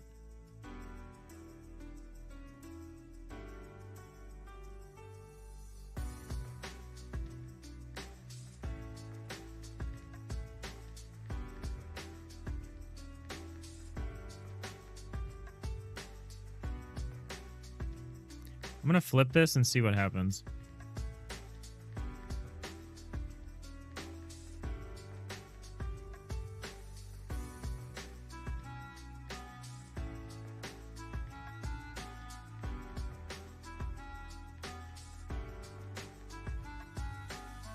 See why this is the way that it is.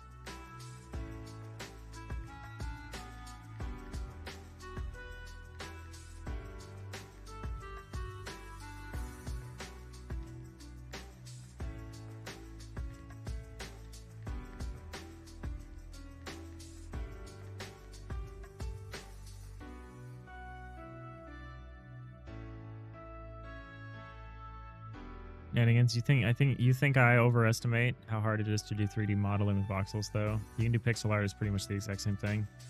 I'm concerned about rendering and stuff. Okay, well, here's a reason why that works the way it works, is to protect this line. Oh, so... Is this how that needs to be expressed, though? Did we express that differently? I see why we do it this way.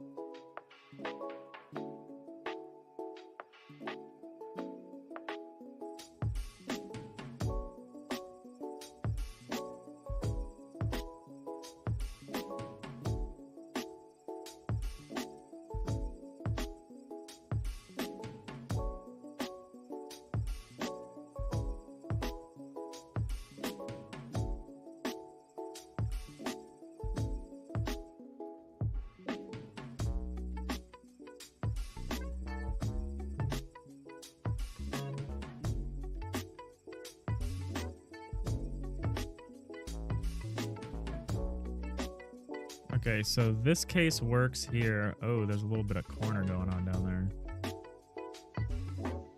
That's not good.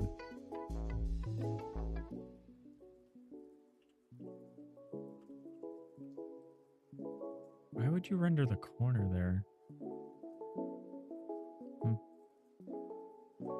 Okay, well, we gotta fix this and this. We have one of those things where we have one of those cases where our auto tiler rule is working for one circumstance but not another. So we need it to say this. So you want to draw the it if we don't have. So I need an or here. I need an additional check. So what if I say something like and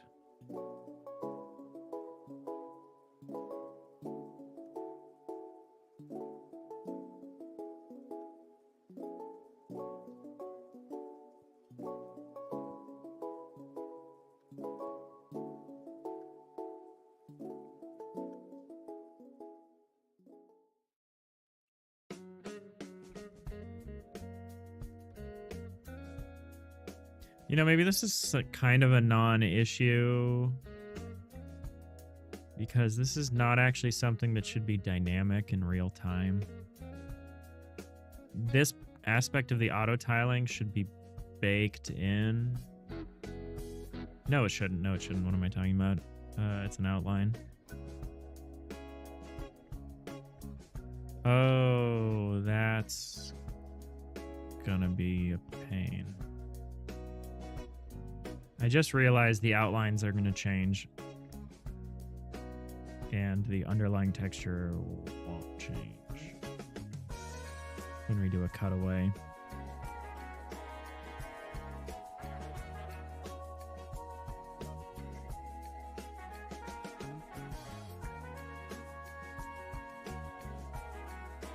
Seems like we're heading back in a direction of handling the overlay, the outline as a separate pass.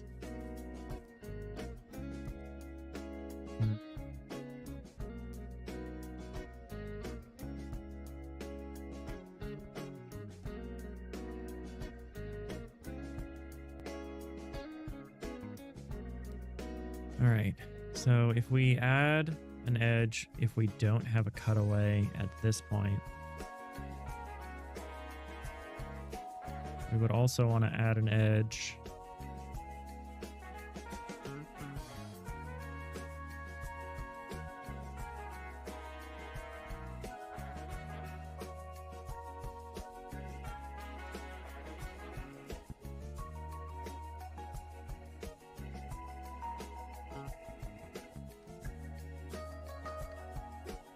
So what do you really accomplish here?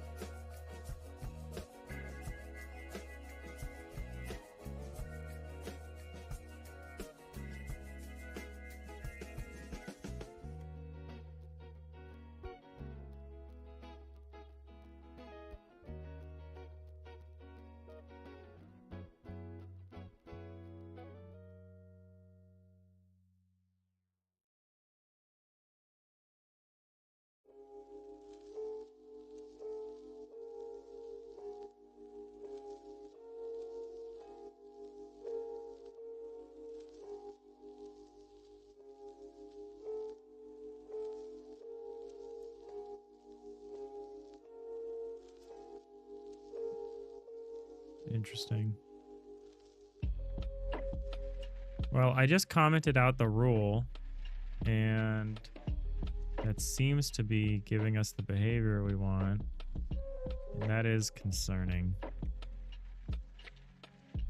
It means I had a rule here in the auto tiler that like did literally nothing except make the situation worse for us. Is that maybe for overlays? Like why did I add this rule here?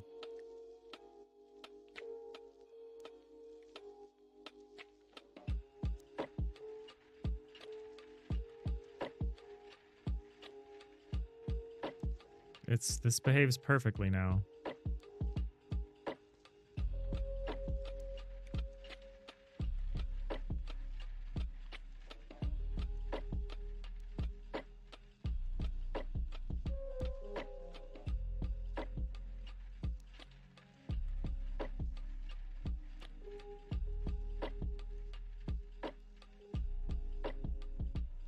Concerning.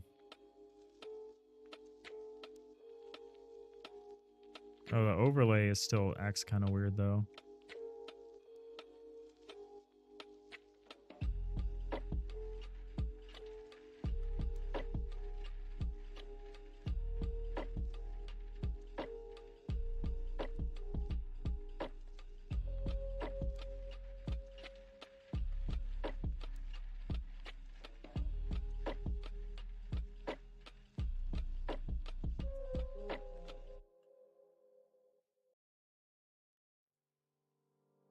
So there's still a weird overlay outline problem here.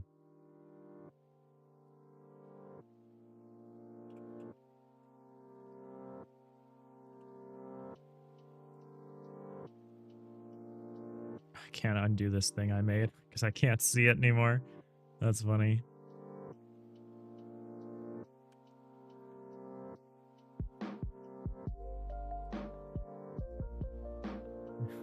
Yeah. No, it's concerning when you remove something that you thought was necessary and it turns out that it was actually the problem. So what I want to know, which I'm having a hard time understanding, is why the overlay corners are behaving weirdly.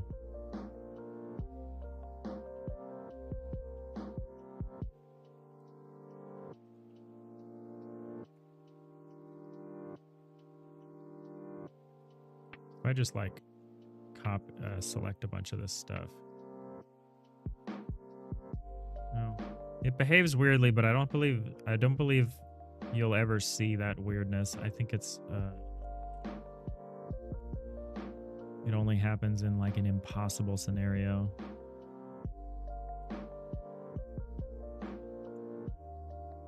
Okay, well the removing this check fixes it for us. And that has me concerned. Because there's a reason I added this to the auto tiling rules. And I don't remember why. So I'm going to keep messing around for a minute until I'm satisfied that I don't think I'm messing something up. And then we might mess around with this little arrow selection thing. We did this just as part of our corner debug. But I kind of like it instead of our semi-transparent overlay.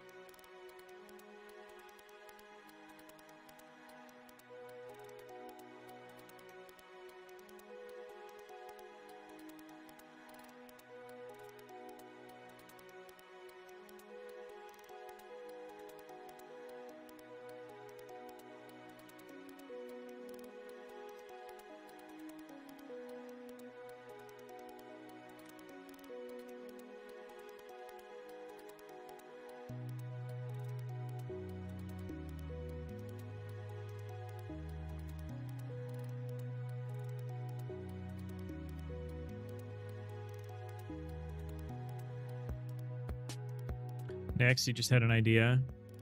It would be really cool if in the background you'd group certain wall parts together and the user could like double click on a piece of wall and it would select the whole wall or the floor of the room. It could be nice quality of life.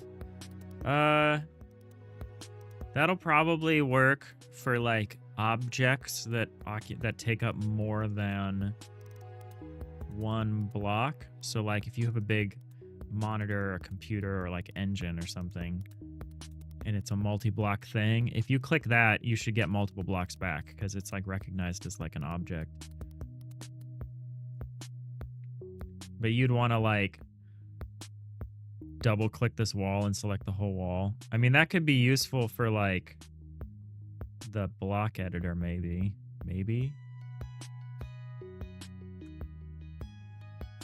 That is something I need to formalize more, is how do we think about an object?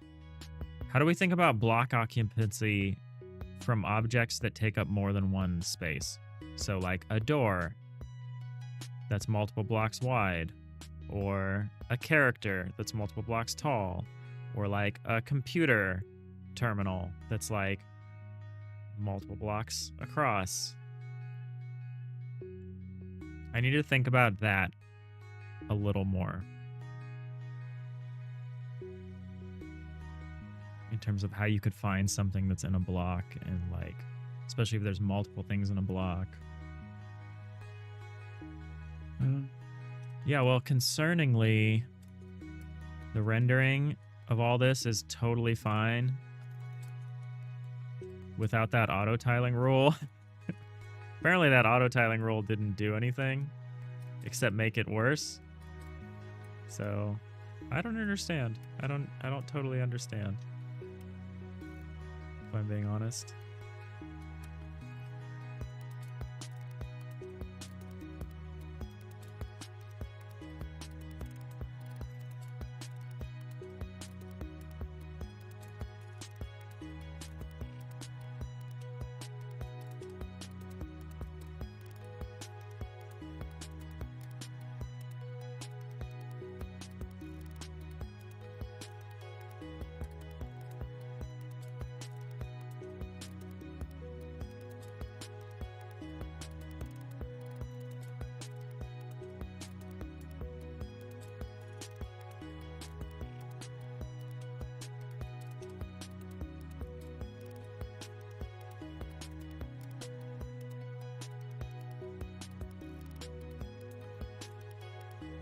There is something weird happening on the outside here. Like when we cut in these outlines, there's no outlines here. There should be an outline against this change of material from here to the inside. And then from... Oh, well, there shouldn't be one here, I guess. I guess that's correct. But there should be one here on the outside. Hey, Blue Bug, thank you for the follow. Appreciate that. Hope you're having a fine Thursday. Maybe the stuff it was for you solved before unknowingly through the awesome power of coding. Yeah, I think is what it was, is we've changed the rules of how the cutaway works. And the situation in which we needed that doesn't come up anymore.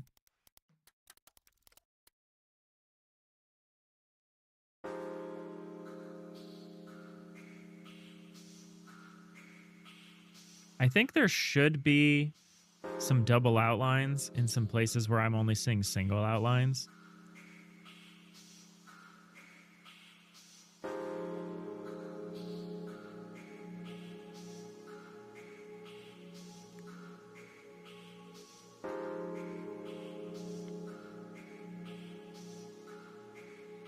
But I kind of like how it looks, so I don't really feel like pressing the point very much.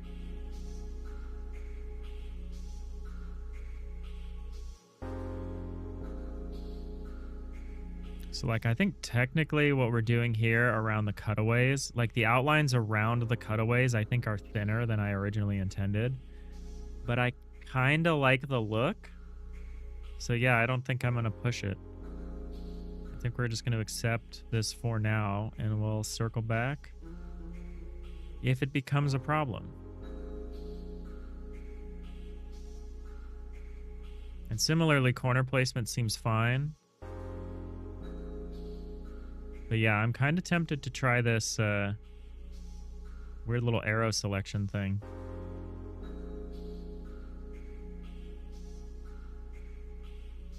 Kind of like it.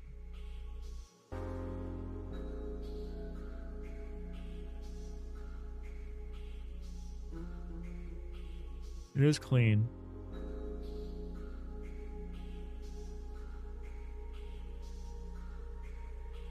I think it makes sense to have...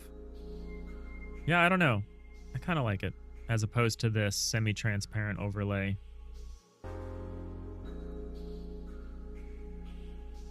Kind of like the idea of doing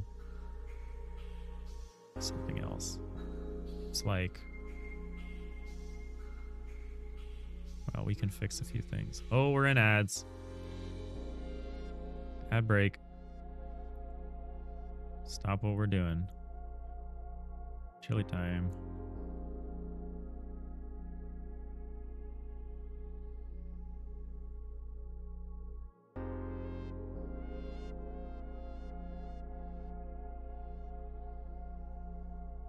So these first ones are from last week, which we didn't look at. Very cute.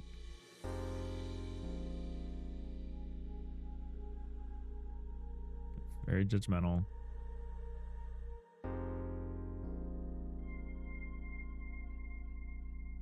Malam.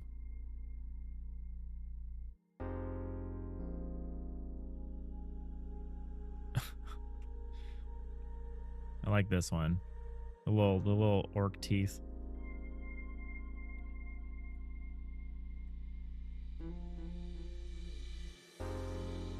Terrifying to just see these eyes in the dark.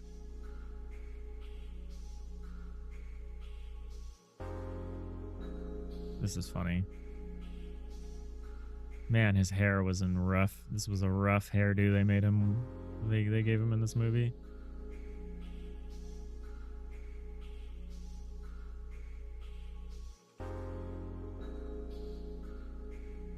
Very cute. A lot of very, very thick coat of fur it looks like this cat has.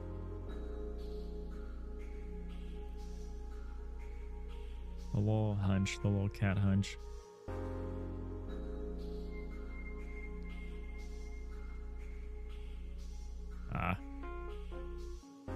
Let me get myself caught in my self-imposed little net jail. That's funny.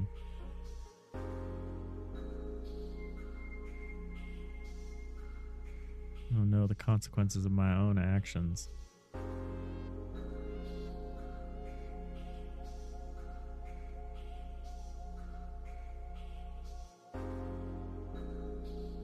Hey, Arnold.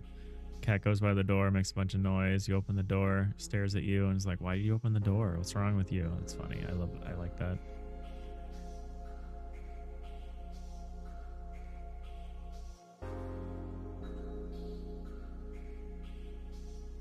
That was a nice little chili break brought to us by Nyx here. All right. Well, I'm hesitant to delete this condition, but I guess I will.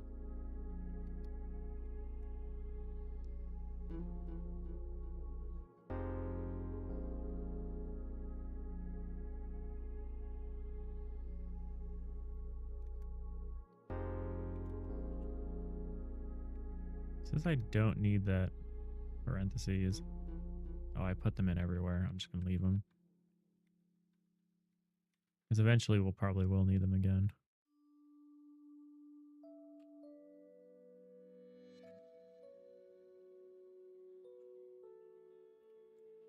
Jacob, that's that little screen remind you your big old dog thought your slider door was open for the backyard and proceeded to obliterate the screen door by sprinting full speed into it. Yeah, that's funny. What's more funny is when they think the sliding glass door is closed, but it's open, and so they wait for you to like open the invisible door so they can come in. That's always fun. Less fun when they think the sliding glass door is open, but it is in fact closed. And they sprint into it. But yeah, screen doors are wild. I've seen people run into screen doors and obliterate them, so I'm not going to blame the dog for that. I've seen human beings do that.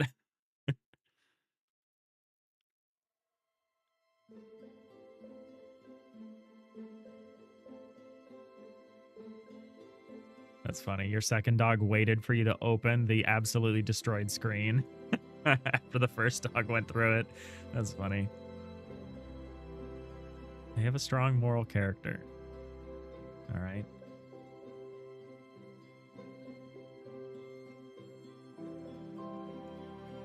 Okay, well, that's all right then. Auto tiler, auto tiling.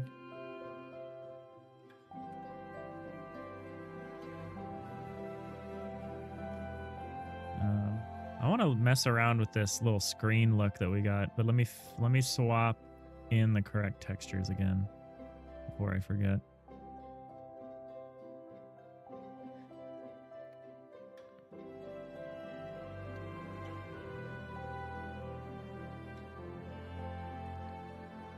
Our very sophisticated texture registry.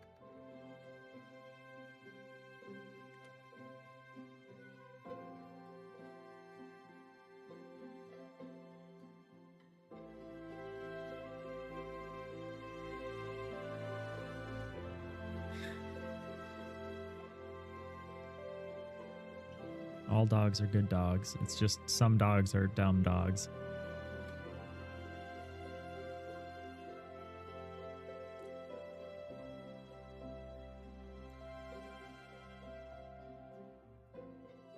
Okay, well that's that. But I really did. That was kind of an interesting look. If we bring up some scratch paper here, I'd like to look at it. So we accidentally did like a thing where if you take one of these,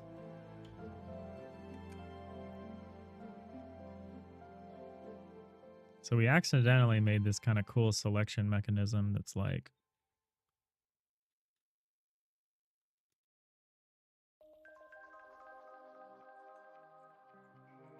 it was like if you selected the whole block, it would give you this kind of,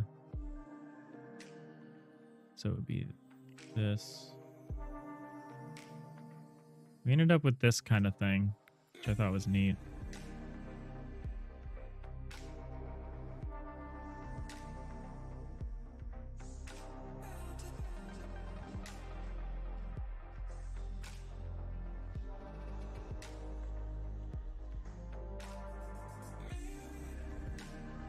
You did this totally by accident. So that was what it looked like when you did the whole block, which I think is neat. And then if you just did like a part of one, so like if we take something like this, I guess.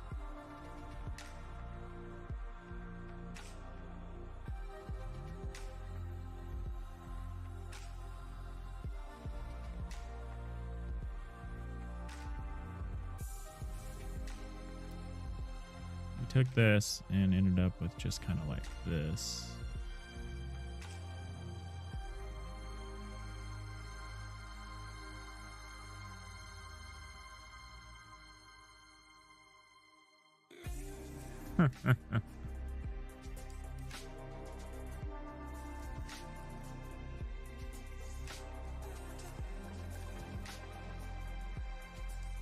Yeah, so if we have something like this, let me actually make sure I'm putting this in the right spot.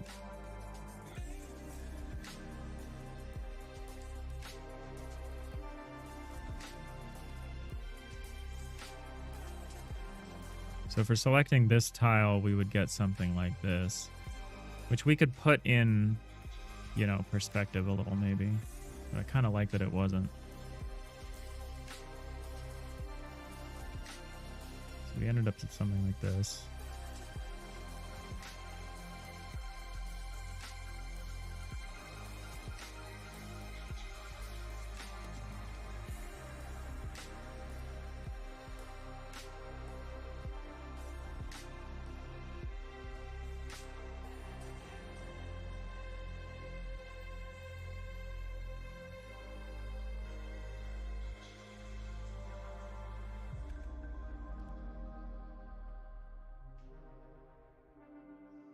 So we ended up with something like this, which I thought was cool.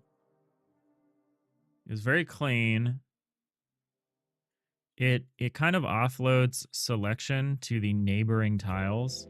So if we've selected the tile like here, The one responsible for rendering that selection would be the neighboring tiles. The only real question is, would it make sense to have, like, some kind of midpoint? Like, would it make sense to do the whole thing?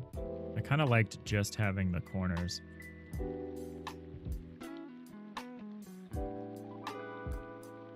What I especially wouldn't want is like this sort of thing, I don't think. Like, but maybe I would. Maybe this would be neat. Something like that. Something a little less, you know, in your face.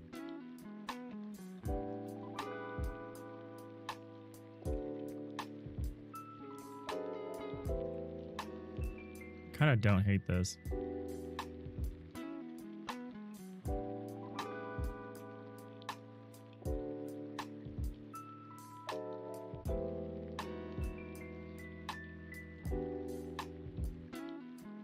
Something like this would be kind of cool, maybe.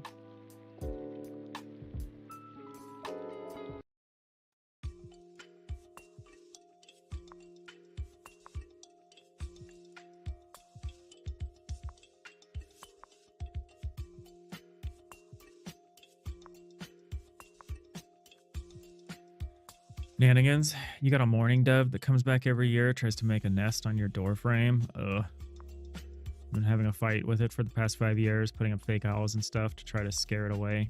You simply don't want it making a nest there. You don't want it attacking people as they come in and out of the house. Yeah, that's reasonable. They'll also pick bad spots. That happens at my parents' house. They'll pick spots that we know from experience are like unstable. And they'll just fall. The nest will just fall out from there, or something bad will happen. And it's like, you don't want to do that. You don't want that either. So it's like, you try to encourage them to do something sensible. So how would this... So this is something that would be weirder. So this works for showing like a 2D shape. But...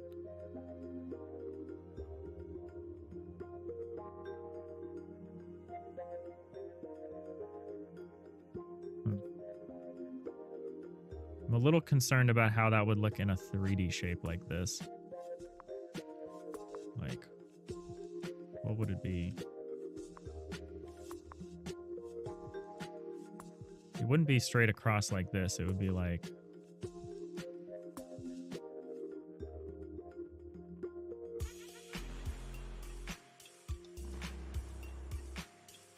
This would avoid a current problem that we have, which is that overlays can only really...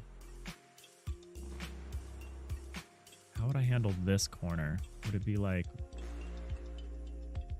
Would something like this happen, probably? Yeah, that's probably how the system would need to render that.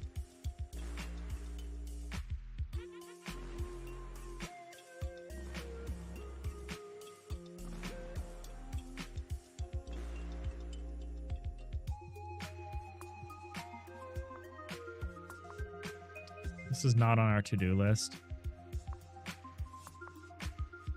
I think it's kind of interesting. The problem is that it would want to render like this.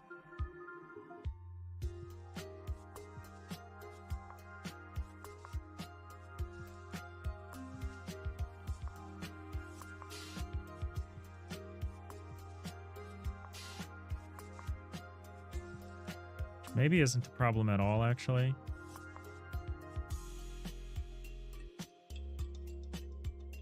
You would have the benefit of being opaque. Which is a nice benefit. Current outlines are semi-transparent. Yeah, I don't hate this.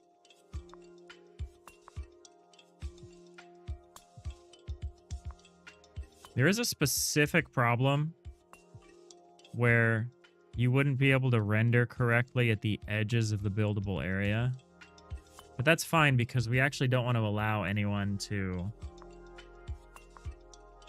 build anything at the edge of the storable area. We'd want to like, so if the total thing is 32 by 32 by 32, you would only, the buildable area would just be 30 by 30 by 30. because we'd want some space around the edges anyway.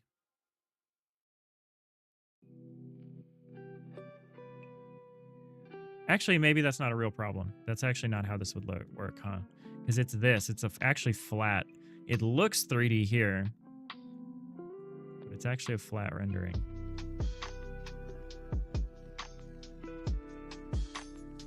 I like this in a way that I didn't like other outlining, because the way I was originally thinking about doing the outlining was like it would be like this. It would be over an existing line. And I don't love the way that looks, but the way that this is offset, because the tile that's here is actually like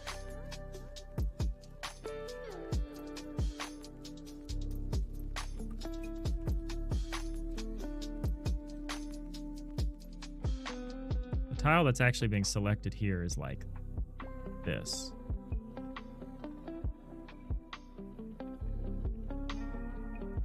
This. Like this. Did I do this wrong? I probably did this wrong.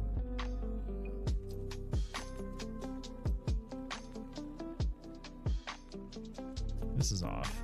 Why is this off? Might have made this too big.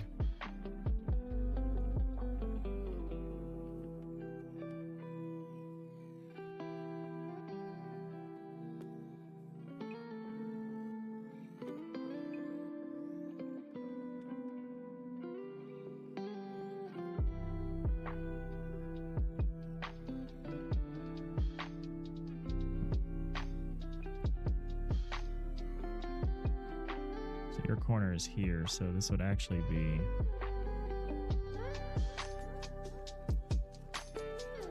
I think either style looks good. They're both readable, intuitive, and aesthetic, and look good aesthetically. Yeah.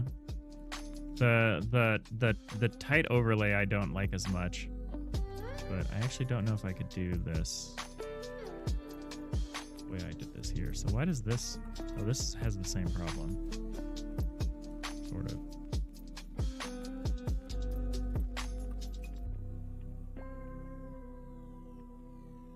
I don't know. I'm kind of tempted to try it.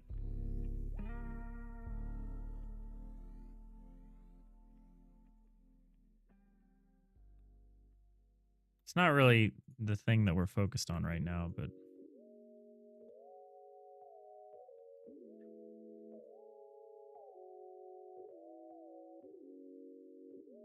It also seems incorrect here, which is weird.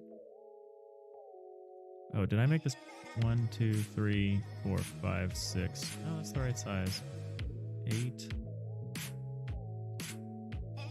You're in line, you're 2 below. Actually, this is maybe correct.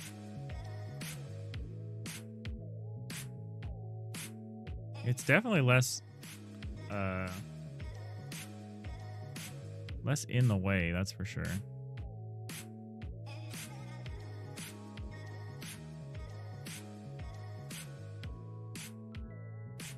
I don't know.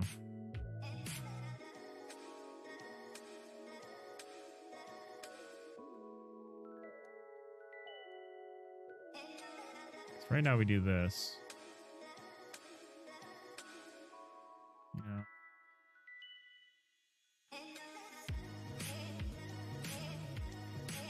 Right now we just do a 1-to-1 overlay.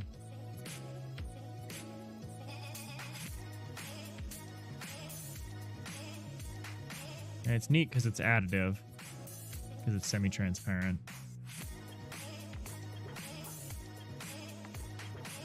It's simpler in that these areas would not be rendered, this interior space. It would actually reduce the number of draw calls too.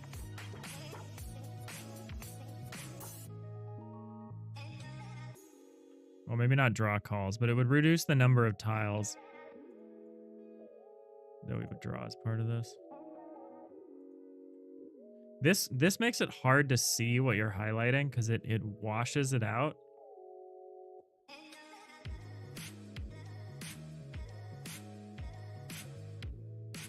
And also you can't see like things that you're erasing because you can only draw it over a tile this way. So like if I select this room, You can see it when I select it from like here, but if I tried to, I actually can't do this. Maybe that's not a big problem. But like,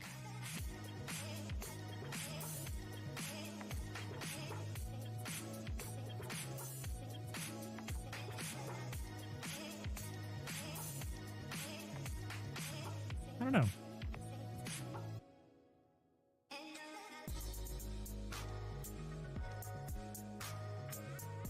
I'm not sure how you would handle stuff like this. The interstitial. Stuff like this. It'd be out here like this. Be across. It would be around the whole thing.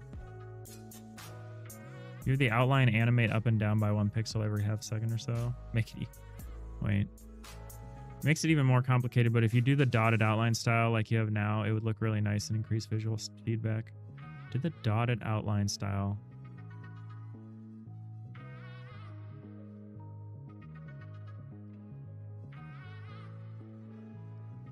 God, you want me to like animate this? So that like, what, you want these to like move? Like you want to create like the illusion of movement? Where like it's here, where like they move basically from like here to like here. You do like doot doot doot doot doot doot doot doot doot, but like all in sequence. Is that kind of what you're imagining?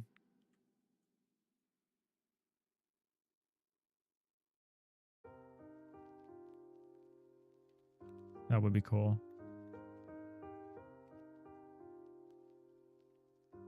So how would we handle... So I get how we do the exterior. I get how we do like a convex one. But if I was going to do a concave one, what does that look like? We're so off of our task list right now, which is not great, but...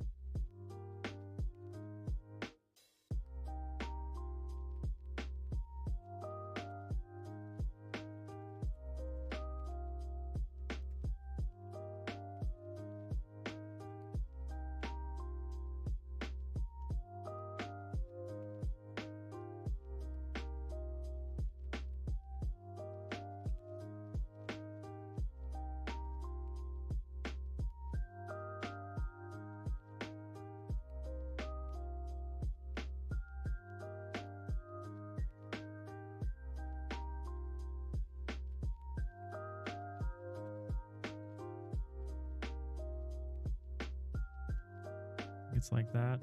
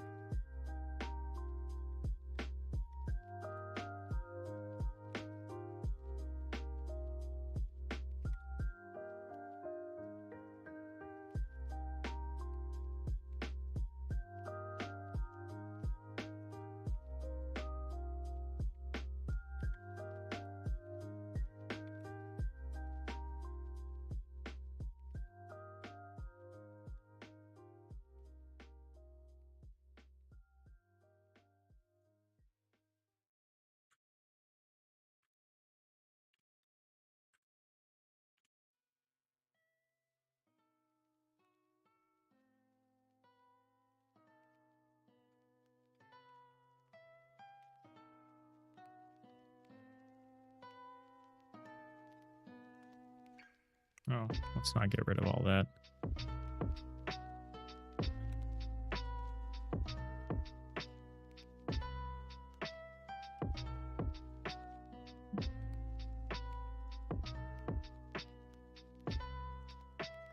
I think this is okay to noodle around with for a little while, but yeah, not a lot of... I don't want to... If I spot any kind of problem with doing this, we're gonna bail. I do like my overlay, but I want to use those overlays for something else. I don't want to use them for selections. I want to use them for like status effects or like atmosphere or stuff. There's like stuff that makes sense to do that way. And a selection is not necessarily one of them. It's not terrible. It's just if I use it for one thing, it might not look right to use it for another thing. So whatever.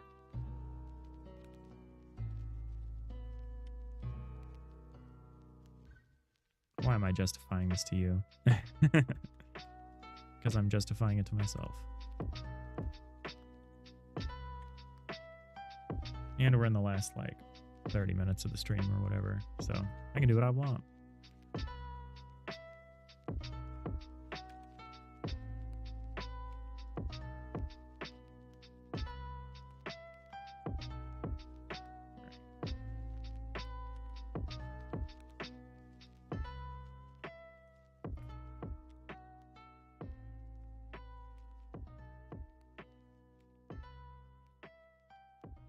It looked like something like this.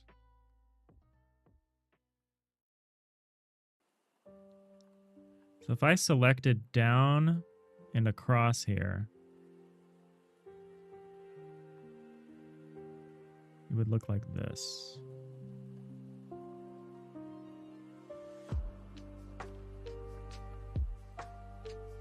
So what I'm interested in is how the concave version of this looks. The convex version of it looks great.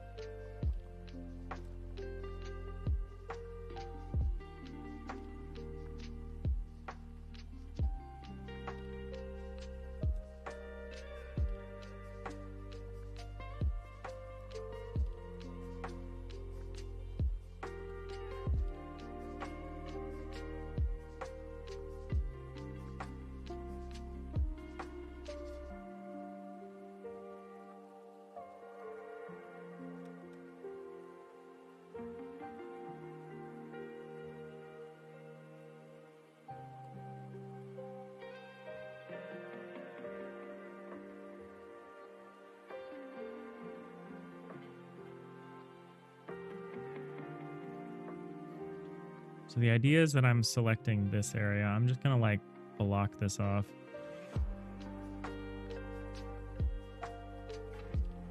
I'm going to pick a different color so that I can actually see what I'm doing. So if this is the area that we're selecting,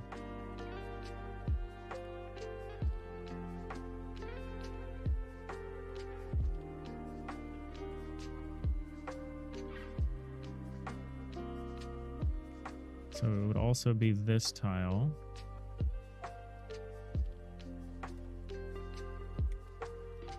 And it would also be this tile.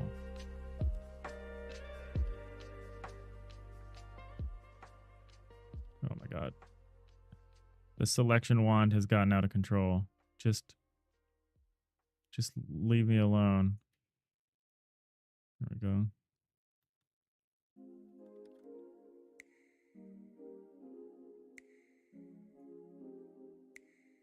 So this red area is going to be our selection here.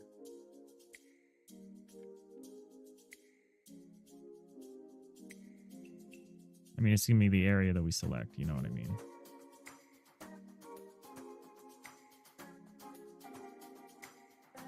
What would the outline look like for that? Hold on a second.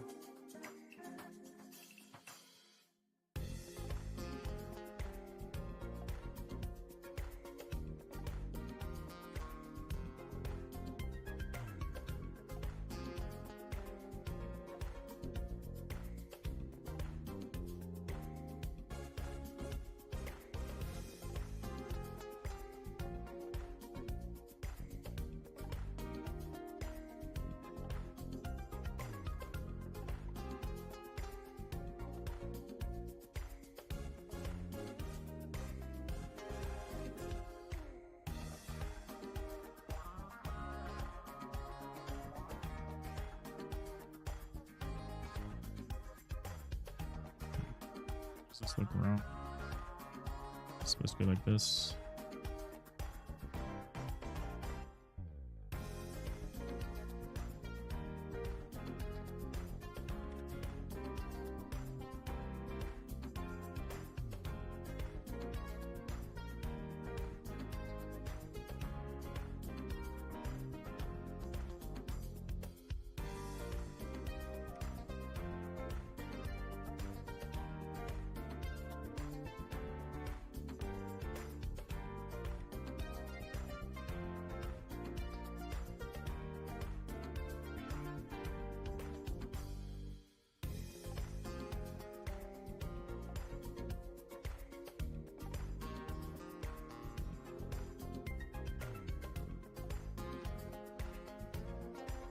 Look at that burgundy on cream white. It's a nice color. Yeah, I needed to be able to tell this thing that I'm drawing around.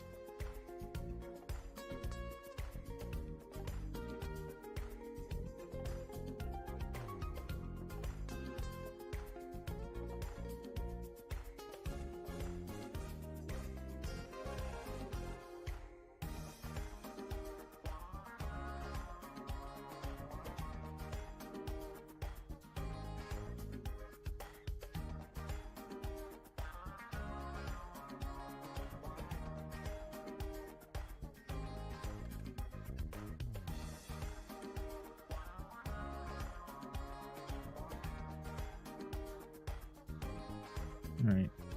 So if we have this thing here, this actually is too much of a jump, huh?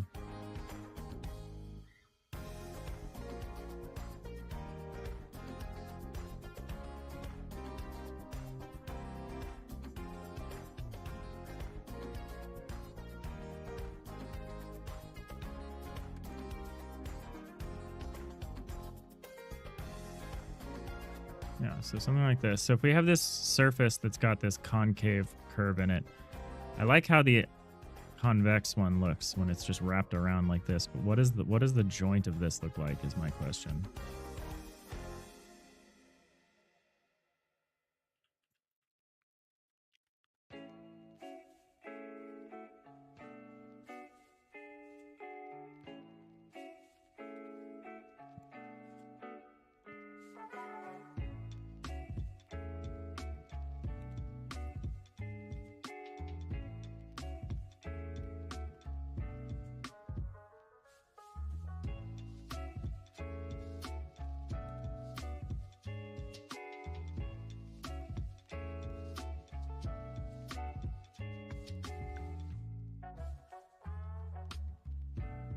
Okay, that's anchored correctly.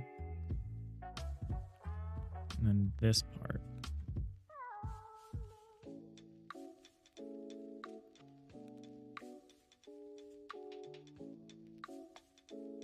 Reminds you of RimWorld for some reason. Why is this like this? Oh, because of this.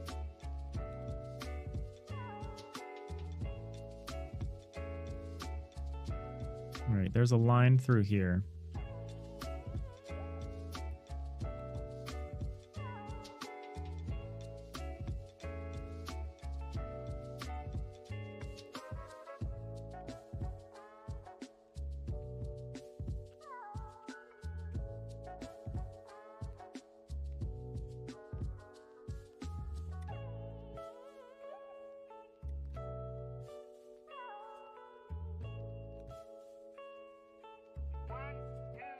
All right.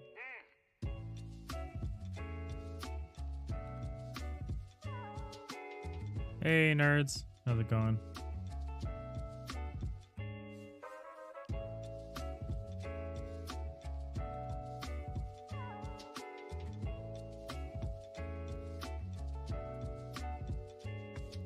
Maybe if I do the other parts of this, it will be clear to me what's happening.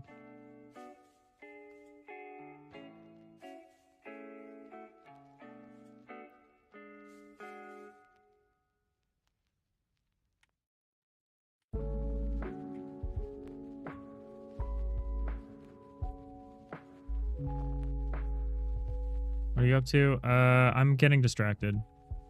We accidentally found this cool different selection outline that's different than what we're currently doing, and I'm messing around with it kind of at the end of the stream here, playing around for a bit, because right now this is what we do for selections, right? Selections and cursor stuff, we do like a full semi-transparent like overlay, and we were messing around with some stuff and we accidentally made this kind of corner look, and I want to try it out, but I'm testing out to see what this situation kind of looks like.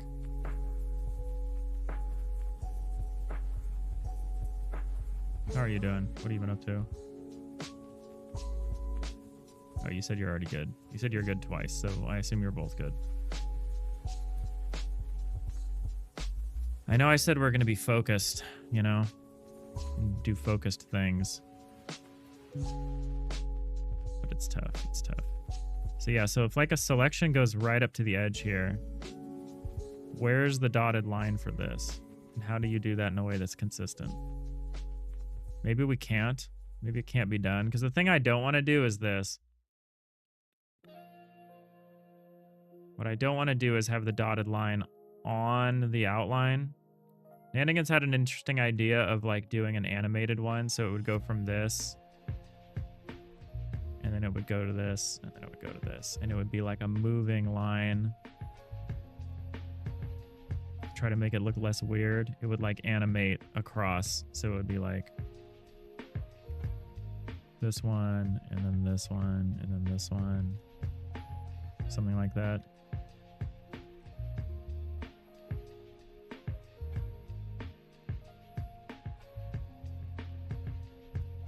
I don't hate that. I don't want to do that. That's a lot. Gotta run. Take it easy, Rhiannon. Nerds, you're getting ready for a second playtest. Ooh, that's exciting. Exciting. Reclaim the living. It's gonna be great.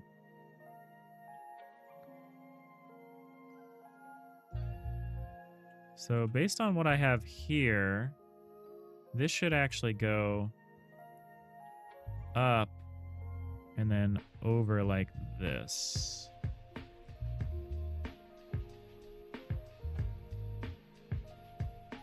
I'm gonna hide this part because I haven't figured this part out yet.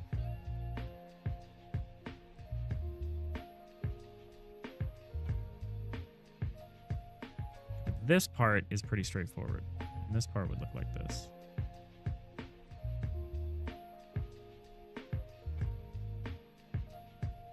But yeah, we're trying to finish up our auto tiler. And part of that for me is figuring out some of these rules of like maybe an alternative outline that we like. So this is how it would look like this way.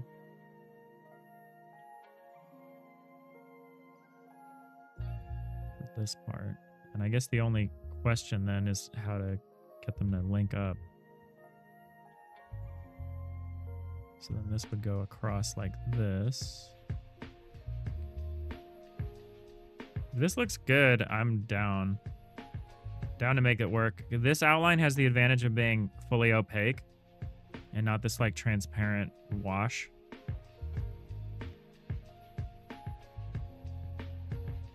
So it obscures the thing underneath a lot less, which I think is good.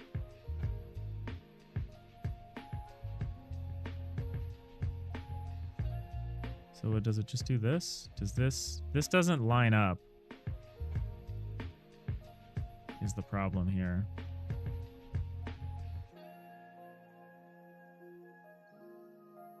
Actually, it doesn't line up here either. There's something wrong about that.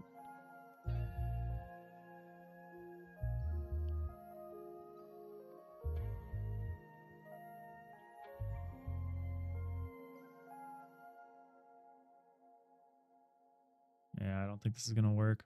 It's mostly for the editor, right? Or you see the selection feature being used as a game feature. I'm thinking of it mostly in the context of the game. For like boxing areas. And so it would be cool if you could actually see when you were boxing, like fairly empty space, because right now we can only, our current overlay can only be drawn over another texture. So like if I have a space, and I do this, if I try to select the confines of this room by like doing something like this, you'll notice that it can't actually show us that, because it can only piggyback on existing blocks. And the reason we do that is to just cleanly handle semi-transparency, because otherwise we'd have a crazy tiling effect that we'd have to defeat, which could be defeated. I just don't necessarily think I want to. But if we have a little dotted line thing running through here instead, then one, we're not distorting the color of the thing underneath. And two, you can actually show the dotted line across the 3D space. And it's way less tiles to update. I'm interested in exploring it. I might keep this because, you know, it's easy and it works. But there was just a little bit of serendipity earlier. We added some little debug drawing things because we were fixing corners with the auto tiler. And the little debug corner things I drew just looked really good. So I'm willing to spend the next 10 minutes looking at this. You know what I mean? So this would be like this. Oh no, this doesn't make a lot of sense. You would go over here like this, and you would do this, and you would do this. But we don't have this one here, so we would actually get rid of this and just draw this. Actually, is that possible? I mean, it is possible. But it is weird. It would be weird. How would that work from a tiling standpoint? It wants to be this.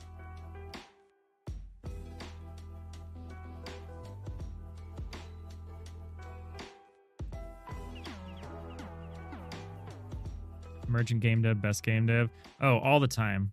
Those were only debug. I know, right? They looked good.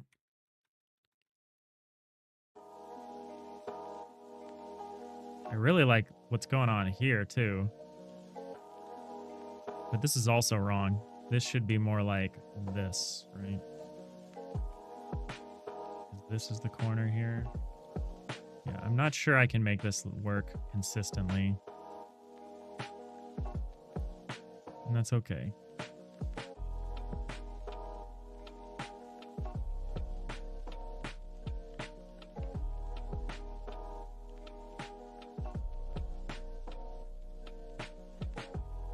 It's because it's raised, it's like offset here, which is part of the reason why it looks so good.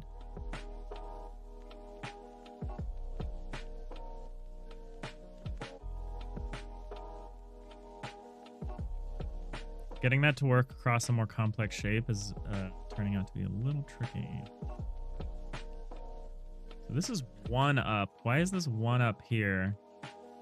And it's 2 up here. So there's a mistake has been made here, which is maybe contributing to why this isn't working.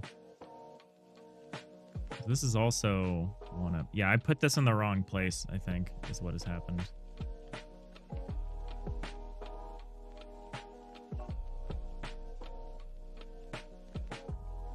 Those of you who are yelling at me about layers, feel free to continue yelling. So this is...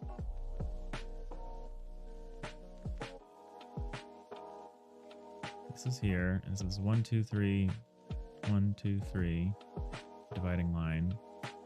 1, 2, 3, 1, 2, 3, dividing line. Okay, so this is the right size at least. Nothing else. The way I have this here. Oh, this is 2 up and then lined up. Oh, that was in the right place. Ooh, that's not good.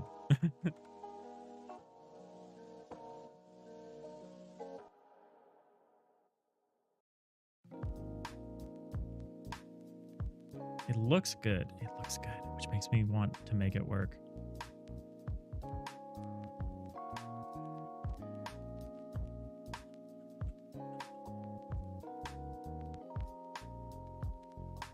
It's a little inconsistent here, though.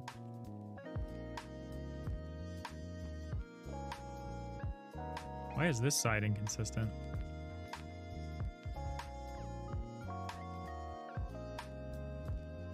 This has a 1-space gap here.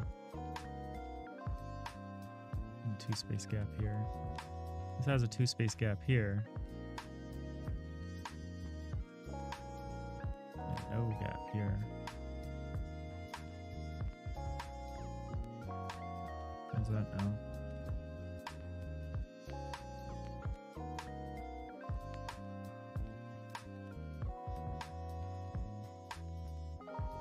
Oh, this only goes over by 3. How's that?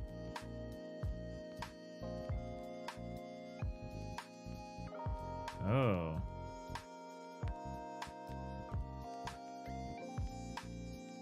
This one's going over by 4. Oh, okay. That might explain part of the problem. Although I kind of...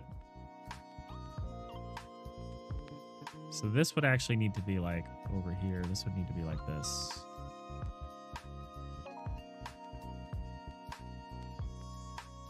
That explains some of the problem here.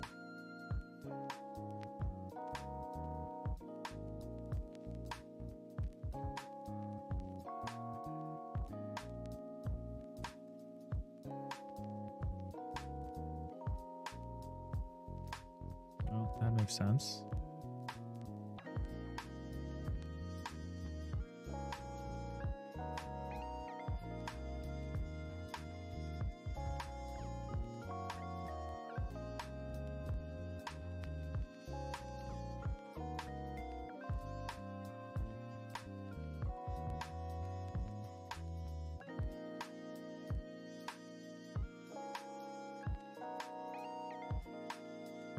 So this one can't be like that either. So the further ones, so we can be offset like this, like out here.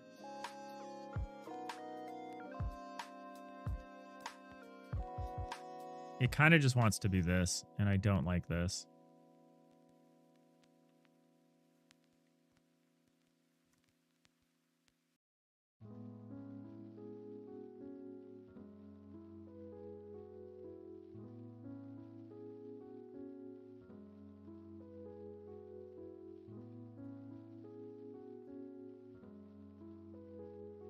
In fact, what it really wants is to be like this.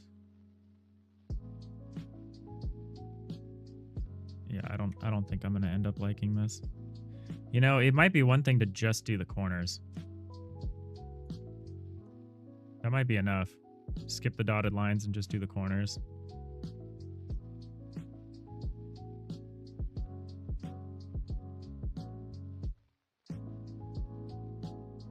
Because that's what we tested and that's what we liked. I then kind of got ahead of myself and was like, well, we could just do dotted lines, though. I want some amount of dotted lines so that we can, like, count. But maybe that's not... Maybe that's not it.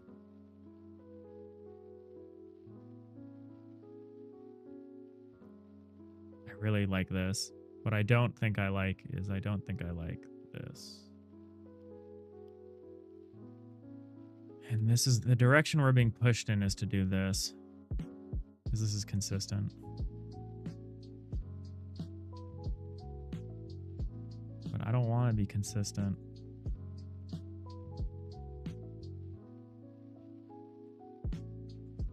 If I wanted to be consistent, I would have become an accountant.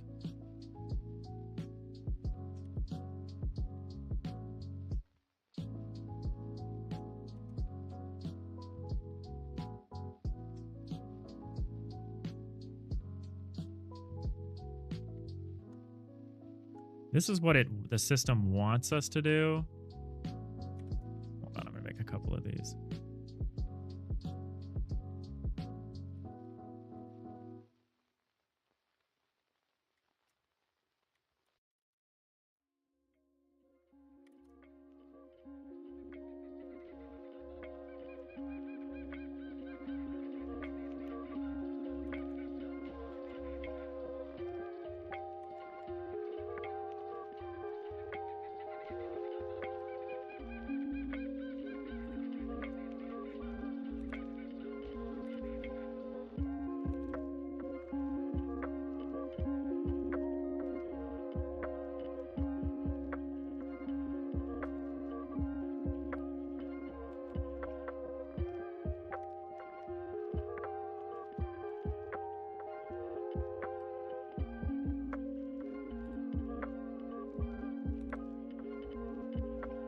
you got your camera to make a time lapse. That's pretty cool, Nix.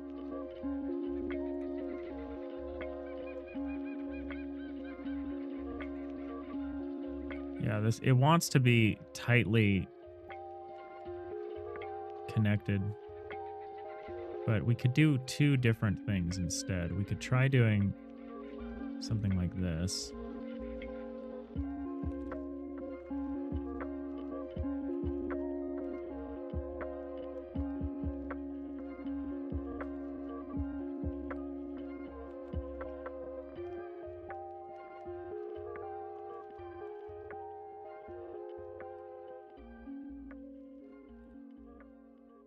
In fact, this should actually be something more like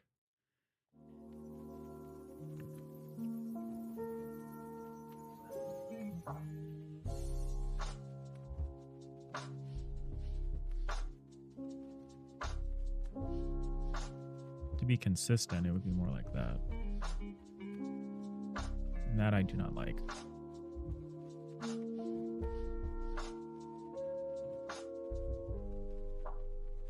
This is one of those solutions that looks really cool in one specific context. But the more general application of it just falls apart. And you know what? That is a shame. It's also the sort of thing that just kind of happens.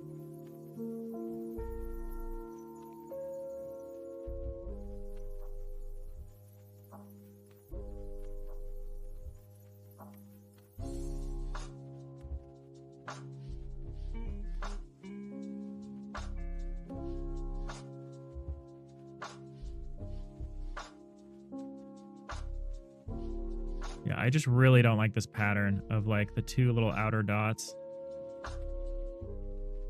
You know what I could do is no, there's a reason I have the semi-transparent inner section, I guess. Yeah, I think this is a non-starter.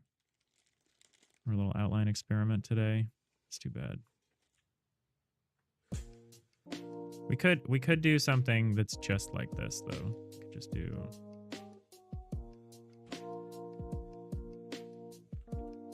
we could even have it be just around the outer edges. I'm not sure how to do that, but we could try.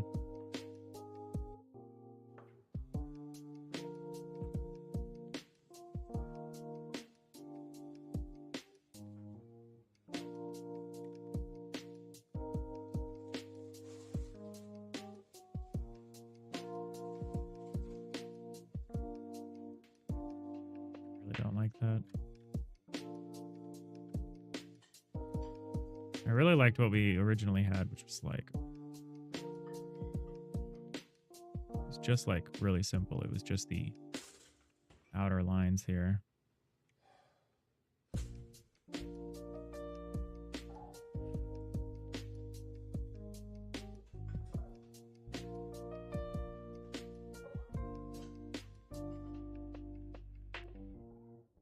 The problem is, are these edges like this?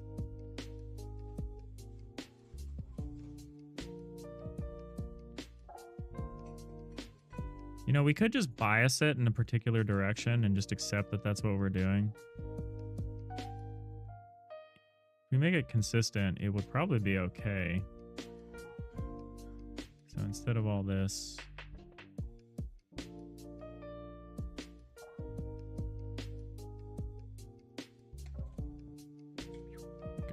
I'm gonna have to wrap it up in a second.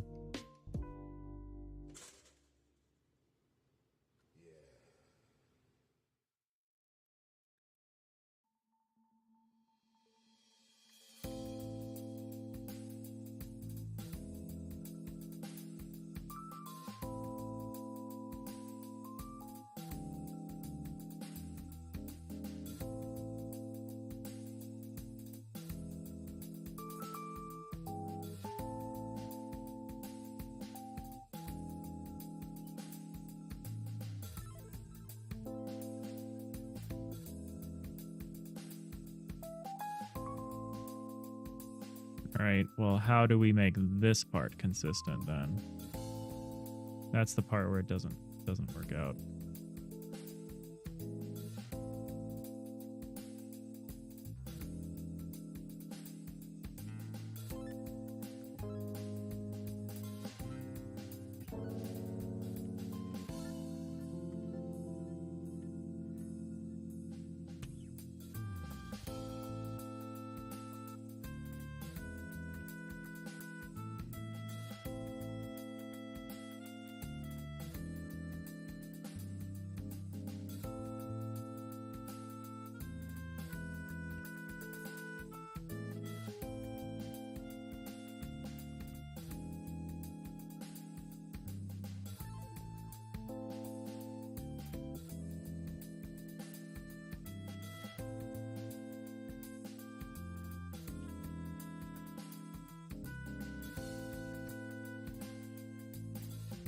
So how are we out of sync here?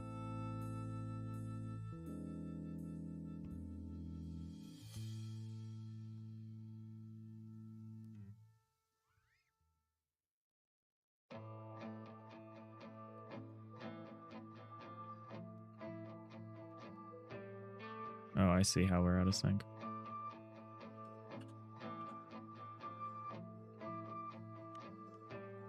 Man, I really want something like this to work.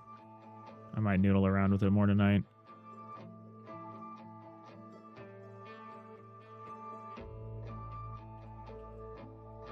I want something like this. It's cool, but it's a bridge too far.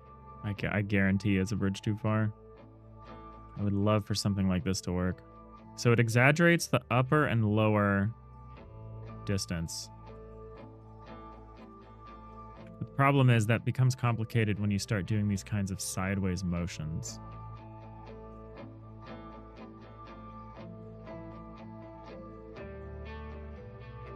And it just can't reconcile itself.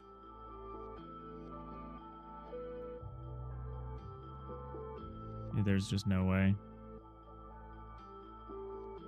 to do this in a way that's consistent.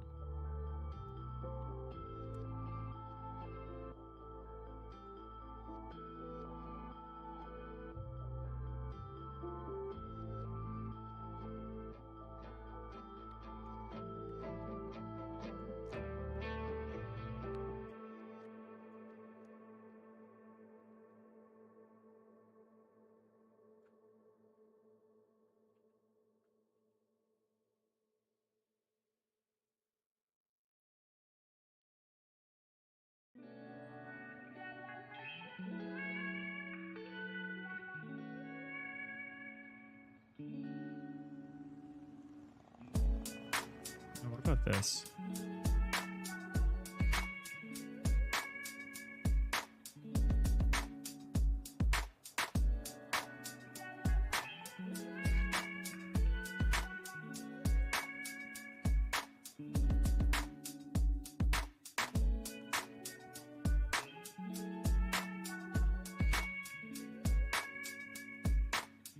This is game dev, though. You just noodle.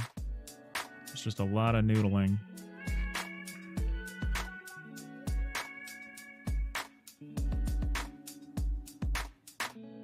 Yeah.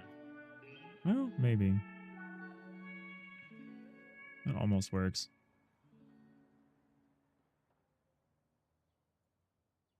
Almost.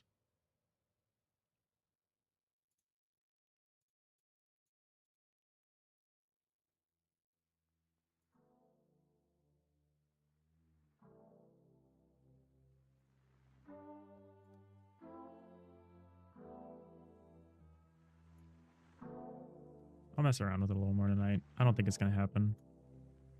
Be cool.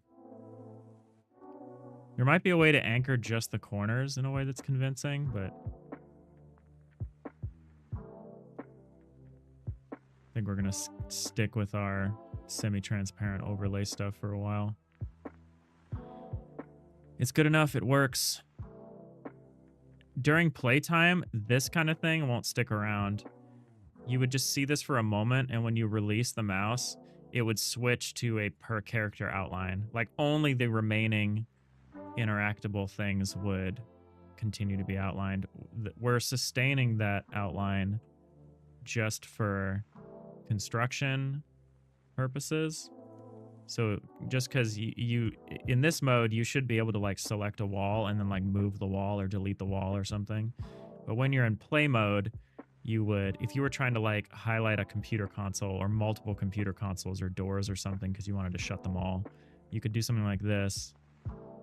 But when you let up, this selection wouldn't remain. This selection would go away, and just any selectable things that were under the box would remain outlined. So this solution's fine. That just looked really cool. And you know, the rule of cool is supreme. I probably will play around a little bit more tonight, but well, we're not going to spend any official dev time on it beyond this, you know, little dalliance. Yeah, there's just no way to get this to be consistent. Hey, no Jewel with the 10 stream streak. Appreciate that. We are heading out for the day, though, I think. Appreciate everyone. Appreciate Starlight for the raid.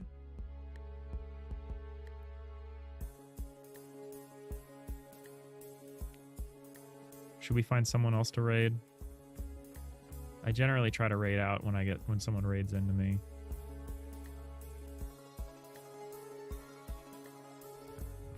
Yeah, we'll pay it forward. We'll go hang out with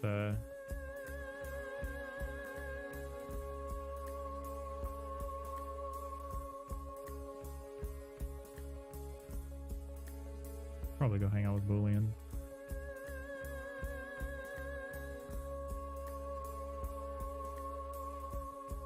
Thank you all. Thanks for hanging out with me. I know this was kind of a quieter day, you know.